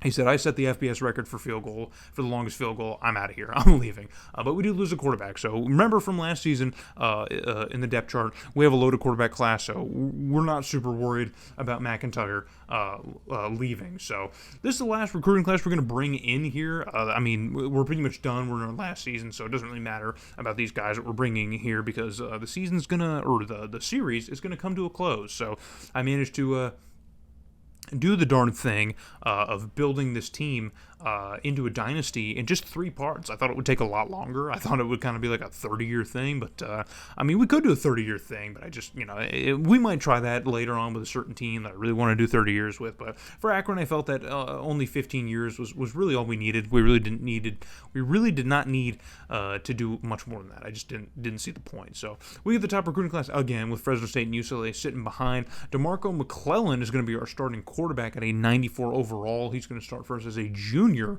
But again, we have a great quarterback class here. A lot of guys who look really cool, might be fun to play with in the future, but Ruben Childress starting running back as a junior, so we get him, Drew Brock as a senior. Not going to see the field, unfortunately. He did start one season, but just couldn't get back onto the field. Darren Richardson starting top receiver, and then Marley Avery behind him, and then the receiving core getting a little bit older now. Jesse Baisley is going to be starting tight end as a sophomore. LaTroy Hall in his senior season at left tackle. Bert Hernandez is going to be a freshman. We're going to move him out because absolutely not. Michael Vincent's going to start at left guard for us. Thurman Kincaid finally starting as a senior at center, or I think he has been starting for us, but in his senior season he's going to start.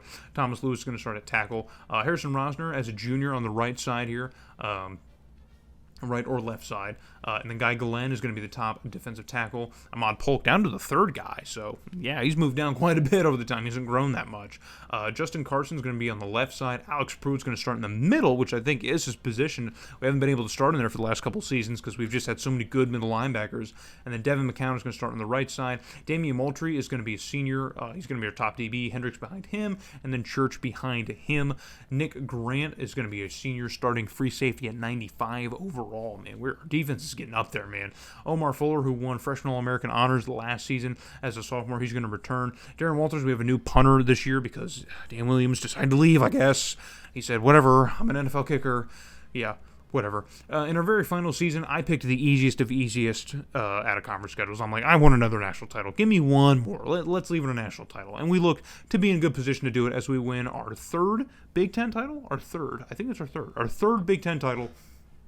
We managed to win, and we are going back to the Rose Bowl game, and this time to play number 2 ranked Texas A&M. So, full disclosure, I'm sorry. Originally, when I recorded this, we did get to go to the national championship when I first simmed it through, but we were going to rematch with Southern Miss, which I thought would have been so much better, and I was recording the game, and the game was like back and forth. It was so much better, and then my PS2 froze. My PS2 froze, and I did not save before entering into the game, so when I resimmed it, we did manage to get back into the national title game, but this time it was against Texas A&M, and so not as thrilling of a matchup here, but hopefully the game is. And now, oh my goodness, that one floated way out of the back of the end zone. That one was dangerous out of the back of the end zone.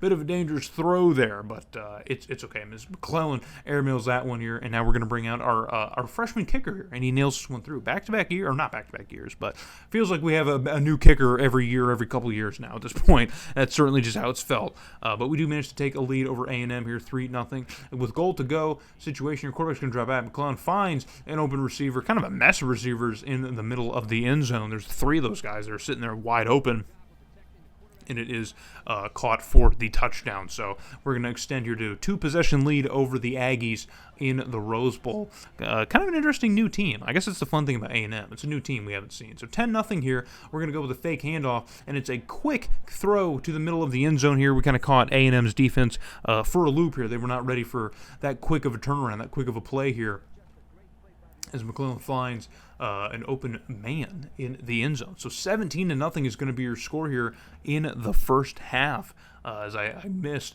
But late here in the third quarter here, it's going to be a quick handoff. McClellan standing firm here, floats one to the end zone. There were two defensive guys sitting there trying to make a play on the football, and McClellan just somehow airs this one right over. Look at this. Look how close. Oh my gosh. How, man? The margin for that throw was like inches. But that's going to be it, man. A&M wouldn't do anything. I mean, they didn't do anything all game. It's a blowout, man. I really wish the way I recorded the first time, but hey, as far as you guys know, that didn't happen. So we're going to end year number 15 with our 3rd national championship. Gary Harry, a 3-time national championship coach with the Akron Zips here. It's going to be our 5th straight bowl victory in as many years. starting with the Rose Bowl, ending with the Rose Bowl. And so we really, really managed to turn Akron into the program that I wanted it to be. I always dreamt that it could be. We become the best program in the state of Ohio. That's even crazier to say. Considering all the D1 teams in the state of Ohio, it's crazy to think that Akron is now the biggest one. Still playing in the Rubber Bowl, mind you. So for one more time here, we'll look over the rest of the stats here, and I will kind of give, I guess, my closing thoughts on this dynasty. We're going to look at the coaching screen, and that's kind of where we'll do it. So let's look over the stats here. Reuben Childress finally hits that 1,000-yard mark here with 10 touchdowns. Receiving, really not too much to look at here. 867 yards and 730 yards is nothing to scoff at, but we've had 1,000-yard receivers for as long as I feel like, I can remember at this stage in the game. So to not have that in our final year, Also didn't win any player awards. That's kind of upsetting too. And we didn't win nearly as much as I thought we would. So maybe that's going to be the goal for the next dynasty with the next team we pick, is to win as many player trophies as possible. So Alex Pruitt, again, second on the team in tackles, man. He almost led. He was first or second in tackles his entire career at Akron. So TFL is also great here. Rosner leading the team in sacks. I think for the second time, I think he's leading the team in sacks. And then Omar Fuller, dude, this guy's just a menace at strong safety. He's going to be something special, man. Darren Walters doesn't have a terrible year as a freshman. 76%, we'll take it. Here's the final look at the standings. Of course, that game against Michigan, man, deciding the conference. Just funny. We've recreated the rivalry now. It's no longer between Ohio State. It's us. We are now the Ohio school that Michigan has to beat every year to try and win the Big Ten, and vice versa. So, funnily enough. Penn State, terrible year.